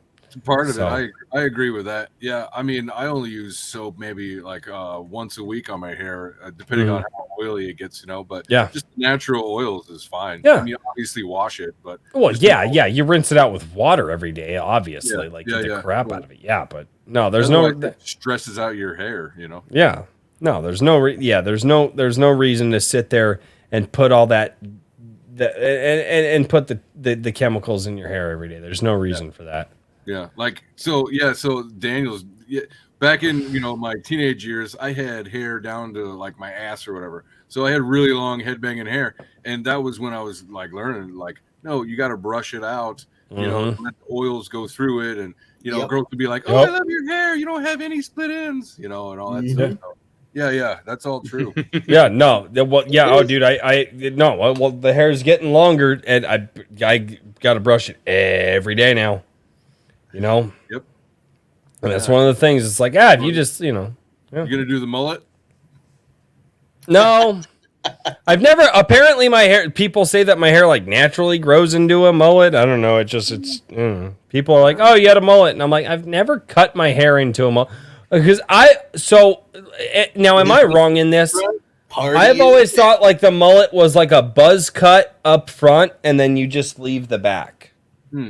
Well, that's what I have always understood a mullet to be, and that definition seems to have changed in the last like 5 years. Maybe you're right. Well, it's like, what is it? It's Business in front and party in the back. Well, yeah, but it's like I've always seen like a military, like almost a crew cut. Like I've actually met people like in the recent like last 2 or 3 years that have had it, and it's like they almost have like a military crew cut like right here, and then they just have like this like hanging in the back. Like it, like I've seen like actual mullets, and it's Billy Ray Cyrus in circa '89, and then there. Okay, I'll have to see what his like. It's I know what you're talking about. Longer. Yeah. So it was originally shaving your sides down. Oh, is that what it was? It was just shaving the sides and down. then leaving everything from about here to grow out. And Oh yeah. Yeah. Like who was it? It's who are the guys that did what is it? Is it Dust on the Bottle? Who are the guys that did that song? The country band. They had that 70s shit going on. Like God, I can't. When you took the ponytail out, then it would all just hang in the back, and you have all this and it's free. Yeah, so I've never done. Yeah, I've never done that. Like I said, this is just my hair just growing out just the way that it is. Well, everybody's like, no, it's a mullet, and I'm like, I don't. Heavily Music says, "No, dog, you know it when you see it." But no, fuck off, Heavily Music. No. I did. There's a mullet spectrum. Yeah. Yes. Apparently, I cannot. Well, you know, retards doing. Oh shit! I was just gonna say spectrum. Mullets I used to do the what's now or was then known as the skater cut, which was just keeping this all long, yeah, so I could put up into mohawk or Liberty spikes. Oh yeah. But otherwise would just leave it long and pulled back, and everything else was shaved down to the scalp. Yeah. Christian Magrum for $2 says, "What do you call a blind deer?" No idea. No idea. I got no idea. Oh God. Christian Magrum for $2. Royce, you can't sell people in this country anymore. Oh, watch me. Because that's what I said. I it's not my job to sell Immortal Comics Rising. It's my job to sell Aaron to the people. I'll sell the fuck out of Aaron. I don't give a shit. You down, Aaron? I am down. He's down. See, he's good with it. This is a consensual selling. Hey, you finally got one. I was thinking it, but I wasn't going to go there. I mean, I'm already there. When I'm as tired as I am this week, I start to lose a lot of my filters. No, don't start making excuses. Just go with it. It's fine. I'm good with it. Kikobon says, Daniel is 2 inches down at least. Yeah, you were pretty. You were pretty far down there. You're more than 2, dude. You were another drink. Dude, you were a hand and a half earlier. I saw you. You were a hand and a half. When are we going to send him a sticky measuring tape that he can just stick to the side? It's not going to happen. Yeah, it's definitely not going to happen. The slumpening is real. No, you can send the slumpening, yeah. Oh, that's great. I love it. Too precious. I will not ruin it. I will figure out. Find then a clamp. I don't care. I will figure out some fucking way to get a measuring tape on that chair. If it doesn't hurt the chair, fine. I'll figure it out. Well, you don't need to worry about it.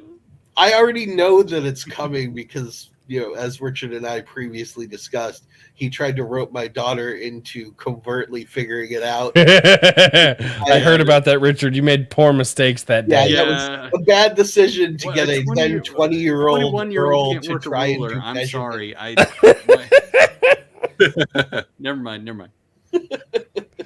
Richard, what you need to do is you video chat. Say, hey, you guys out there, go to the chair. I need dimensions of the chair. Just like hold your hand up. Like would have been smarter. You video chat everything. So. I don't know. It's true. She literally came to me and went, "Can you? I don't know how to measure this. Can you do this?"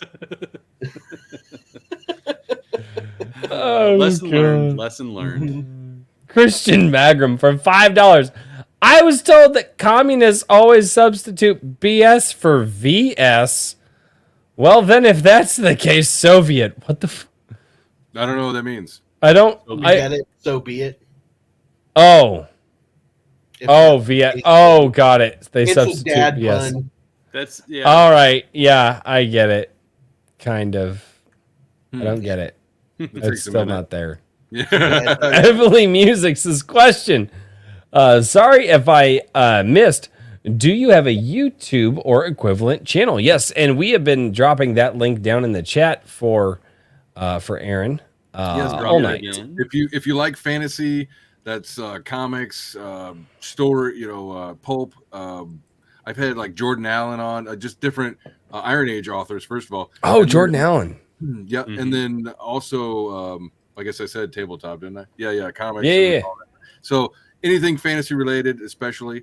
I also kind of do like the sci-fi. Sometimes I do capes and whatever. Really, it's any indie guy who wants to promote on my channel, but generally, I stick to the fantasy guys. So any of that, please come check it out. Sub me. I'm at like 180 subs or something. I don't know. Nice. Eventually, I'll get more. We'll see. Yeah, it's pretty good. Dude, Awesome it's talk, but I don't- it's a weird thing to yeah, that's a whole other side Well, like thing. you and Bancroft were talking about the game, right? And I was listening to this other guy who does a comic book, and well, his channel is called like Draw and Talk or something like that. And Yeah. I think his name is Tyler Campbell or Carpenter or something. And he was he had some really good, advice about marketing on YouTube. I mean, and I saw some people kind of poo-pooing it because it's he's picking it from other sources or whatever. But the cool part is that he has it distilled into, he's just into his talking points as he's drawing, right? And, he's talking about different ways to approach the YouTube game and all this other stuff. And I'm like, that's cool that there is a game and whatnot. And that's cool that some people want to do that stuff. I'm just not sure that's for me, like I know it's, well, if you want to sell your product, it's you, and people show up to your show and then they'll buy your merch to help you and stuff like that. And all that's fine. I just need to find my place in all of that and how I really feel. Cause I never wanted to do a YouTube channel to begin with. But I do want this IP out there, and I do want people to see it. So, and not only that, one of the things that I've come to really like about, doing my YouTube and everything like that is just been giving indie artists and creators just like a place to go and talk about their stuff. Yeah. Like that's been more rewarding than I expected. So I'll just keep doing that, I guess. I don't know. It's very enjoyable. There's a lot of cool people in the space, and it's also nice to just have an excuse to talk to them. You know what I mean? Yeah, it's like, hey, you just want to get together, and it's been just unstoppable for networking for me. I wouldn't have met, so many. Now I consider them, I guess friends. Obviously don't know them personally, internet friends, but like, just a lot of stuff that I would not have, I never would have met if I hadn't done this. So I'm glad that I did.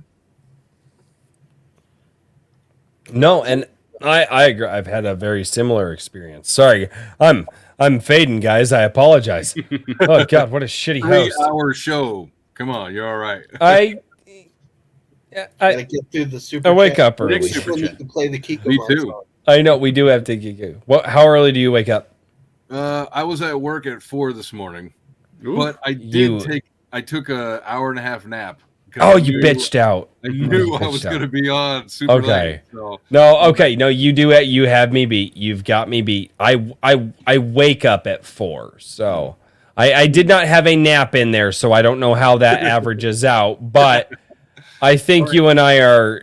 You probably have me beat for sure. I average 5 hours of sleep a night. So sometimes, like last night was 4.5 or something, and then I got up and did my day job or whatever. But yeah, like 6 hours is like I feel very rested.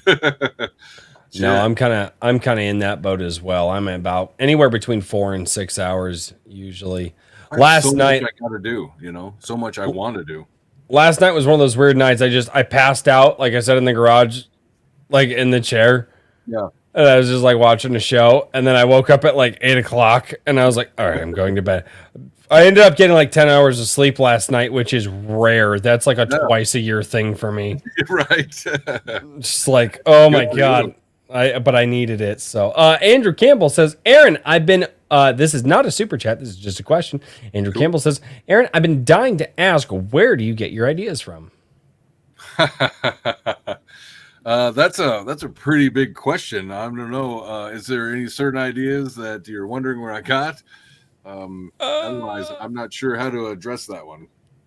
I hope he's still here. Yeah. Kikomon for $2. Iowa plus Iron Age equals Iron Corn 2025. Sorry.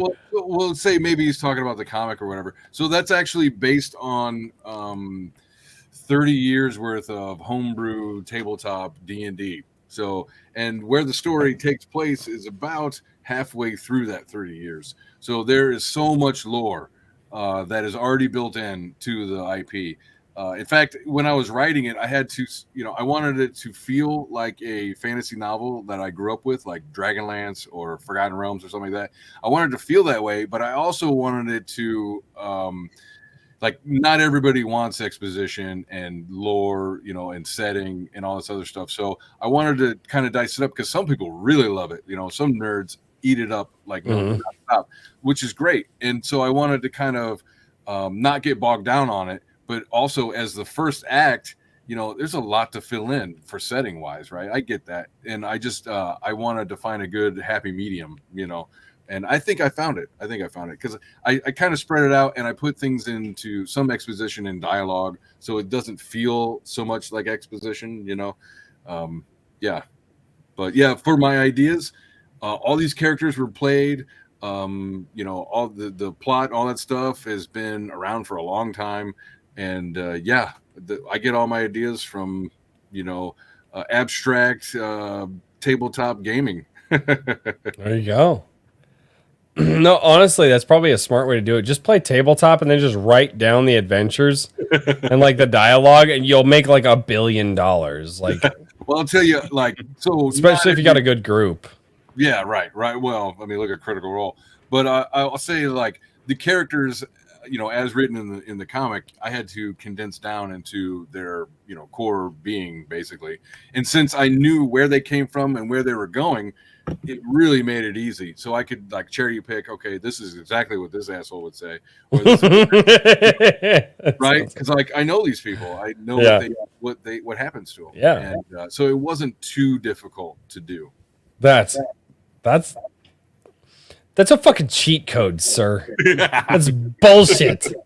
Up, down, left, right. Right. EA Right. Yeah. All right. My favorite one, let's see if you guys know what this one's from. R1, R2, L1, R2, left hand, right up, left hand, right up. What game is that from? Blood Code for Super Nintendo Mortal Kombat? Nope. Oh, damn. R1, R2, L1, R2. There was no R1. That's R1, R2, L1, R2. Grand Theft Auto. Was that one of the weapons codes? Yep, that was a weapons code for Grand Theft Auto. I typed that code in so many times. Was it Vice City or which one was that? That one was that. I think that one was applicable in 3 and also Vice City. There we go. And that one was also applicable in San Andreas as well. Yeah, I typed in that code a lot. A lot. Solid game. Oh yeah. Oh, great. Christian Magram. The guys are trying to take over the world in the chat. He says the SSSR. Show me. Pulls out obedience stick. Show you. I don't know what happened, but something happened.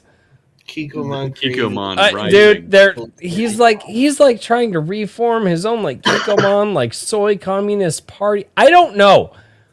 It was in the chat the other night. I don't know what's going on. I'm slightly terrified. Kikomon setting himself up as a cult leader. I am like 90% sure that's what's I like happening. I don't know. It's exciting. I mean, I guess if he does take over the world, I should probably be on his good side. Probably. Like, You're I gonna would not mind being the court jester. Yeah, You're gonna have to thinking be a ahead. socialist eventually. Right. Yeah. Well, you know. Wrangler for $10 says, high fantasy is a genre that is sorely missing from comic books. I hope that you are the start of a new trend. I hope so Yeah, I too. hope it Yeah. works. Well, and you know, and here's the thing too. High fantasy is not something that's missing from like manga. Okay. I mean, it's all over. Yeah, I mean, it's basically very what it is, right? I Yeah. don't know. And so, but if Then you can bring it back in the comics, that's going to be a big thing. Hopefully, they tried a while back with a graphic novel series based on R.A. Salvatore's Drizzt Do'Urden Chronicles. And I did pick those up. They were badass, but they didn't hit. Even though the books were huge in the fantasy genre community, the graphic novels did not hit. So they ended up just shuttering the project. Yeah, that's unfortunate. I don't know. So I hate WotC and all that stuff, but at the same time, I kind of hope that the D&D movie, you know, is like uh, um, um, a diving board, you know, a launch pad for more fantasy stuff, because we haven't seen anything real good fantasy come out in a while. I know you had like Game of Thrones and stuff, but I hesitate to call the D&D movie good fantasy. Well, I'll say this: there's a lot of people who are saying, you know, that it didn't suck. So, like, whether or not it was good, it didn't suck. High praise. Yeah, the unfortunate part of that statement, though, is literally is that the bar now that it doesn't suck? Yeah. Well, that's Hollywood. I mean, Yeah. I'm surprised that the Mario movie turned out okay. You know. Well, they tested the waters with Sonic, so. Yeah, I've heard it's mid at best, but like it's right. Yeah, it's like, well, if you want, you know, Guardians of the Galaxy in a fantasy setting, then yeah, you'll have a good time and stuff. So, yeah, I mean, I base a lot of that stuff on whether or not my kids are interested.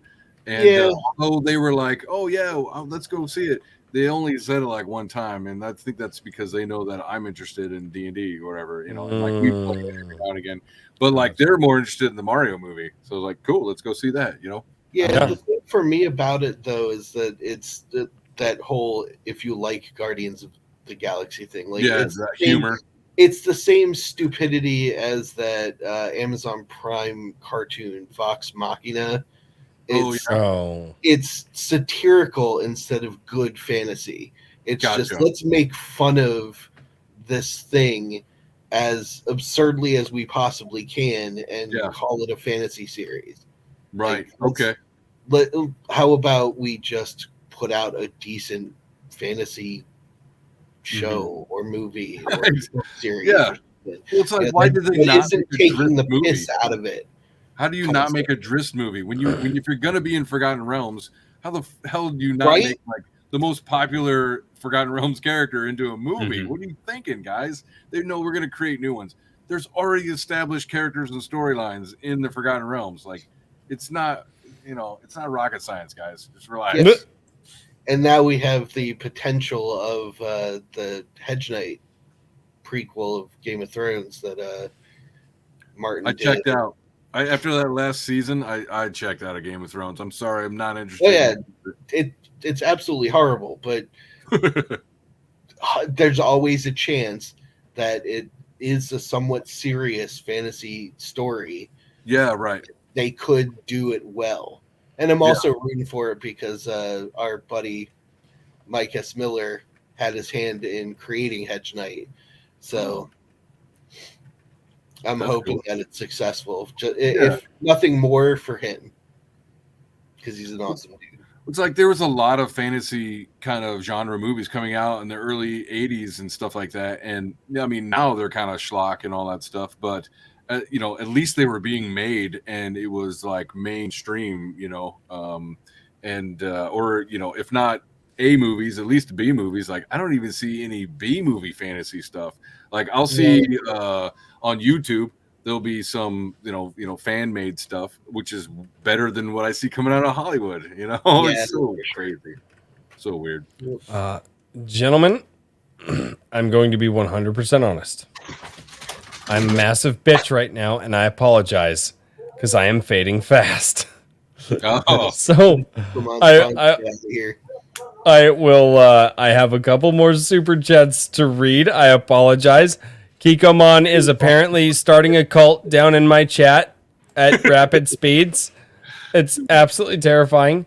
And then I will give you guys a quick shill for your websites and so on. But I am about to fall asleep so hard I bashed my head off the keyboard, and I would like to save that for a future stream. Well, gotta move on, little doggy. All right, let's Kikomon. land this plane. All right, Kikomon for $20 says, "When will you play Soma on your gaming channel? I've been nagging for months. When I have time to dedicate to my gaming channel. It's been, yeah. I apparently still need to sleep once in a while to avoid a psychotic break. At least that's what medical science tells me. Nodding off. There. Yeah, Wasn't a psychotic break? Oh, dude, you No, I'm haven't kidding. seen that yet. I know. I've been No, we close just on before. See, I've been so some people take DMT or psychotropics or whatever to see the Clockwork Orange or the Clockwork Elves. Mhm. Just don't sleep, and you'll see them just There fine. you go. Yeah, There you go. really. Yeah. It's not psychotic. You're fine. Just don't kill It's anybody. not psychotic. You're fine. Christian Macram says, for $2 says, "You will not own soy. You will be soy." See, this is the shit I'm talking about. There's a cult forming in my chat right now. I can And feel now it. there's super chat. I don't know what's happening.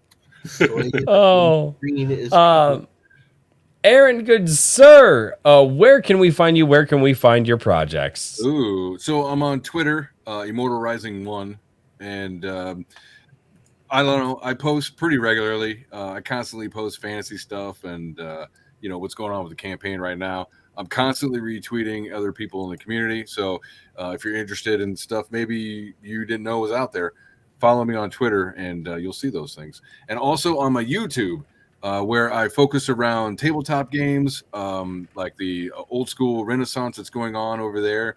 The Iron Age, I talk to those guys a lot, obviously, and all the Comicsgate guys. So, if you're interested in any of that, any indie stuff, any indie space, on Fridays I do. I don't know if I'm going to keep it on Fridays. I may move it after my tour, but like the right now, I'm doing Fridays normally on my own channel. Where I do commentary, I invite people on, and we just it's kind of a stitch and bitch, but at the same time, we leave it open to other stuff and we joke around and stuff. Richard's been on a couple of times, so Yeah. it's come check me out, sub me, like me. You really like me. And buy my book, damn it. Yes. Yeah, buy go his for it. book, damn it. Damn it. Yeah. Damn it. You're at 40 But backers now. Let's pump those numbers Nice. up. Awesome. Get it to Thank you. 2K. Maji Chan is a member for 5 months. Just used the chat. She says, "I choose Iron Age over soy. Our stories need us." Evely Music says subbed. Thank you. So, Mr. Daniel P. Riley, what's your website? Where can we find you? no. God, all right. I honestly, dude, I am too tired to fight you this week. I am I know. legit. Like, I hate you for this. Mhm. Richard, No, can you it's poke him with a stick or something? I will It's fine. try. I'll do it. Just Twitter at Mr. DP Riley. That's There you all go. you can get. If you want to know You're- what I create, You're such that's a where everybody's bitch. talking about my stuff, and I talk about everybody else's stuff. That's how this works. I don't Yeah. shill for me. I shill for y'all. Yeah. And then You're so gay. Face is gay. yeah, Your Yeah. face is gay. Are you flirting? I was gonna say. This is what 90s flirting Good was thing like, you loved people. me, honey, when I first hopped in backstage. There it is. Don't fucking lie to people. Fucking- Starting controversy and shit. I'm too mentally not here to defend myself right now. That changed very rapidly. I was here, and then all of a sudden I was like, oh, this is bad.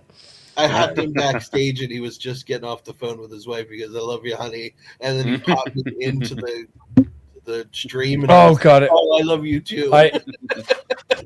It was hilarious. I was sitting there. I'm trying to get like the stream set up, right? So I'm getting stuff going, and I shot the link over into Gilded, and I see. So every week, Daniel waits for me to send him the link, and at exactly 7:45 p.m. every single week, if I do not send that link to him, he will send a massive super chat, all caps, exclamation points out the ass. Where's my link?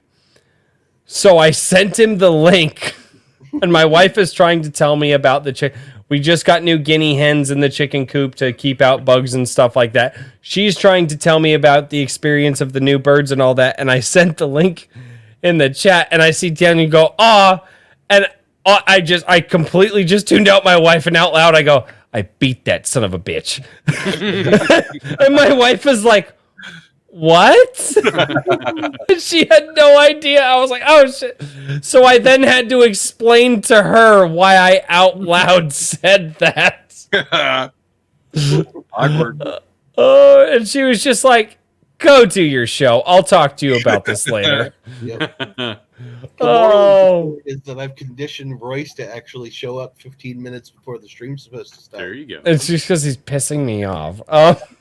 Richard, what are your links? Where can we find you? Drop them in the chats. At ironage.media, the thing that I should have mentioned at the beginning of the stream, but you could have done that. You is failed. that the March prompt voting is up. We've got a bunch of great short stories, poetry, and flash fiction that's going to be voted on over the next week.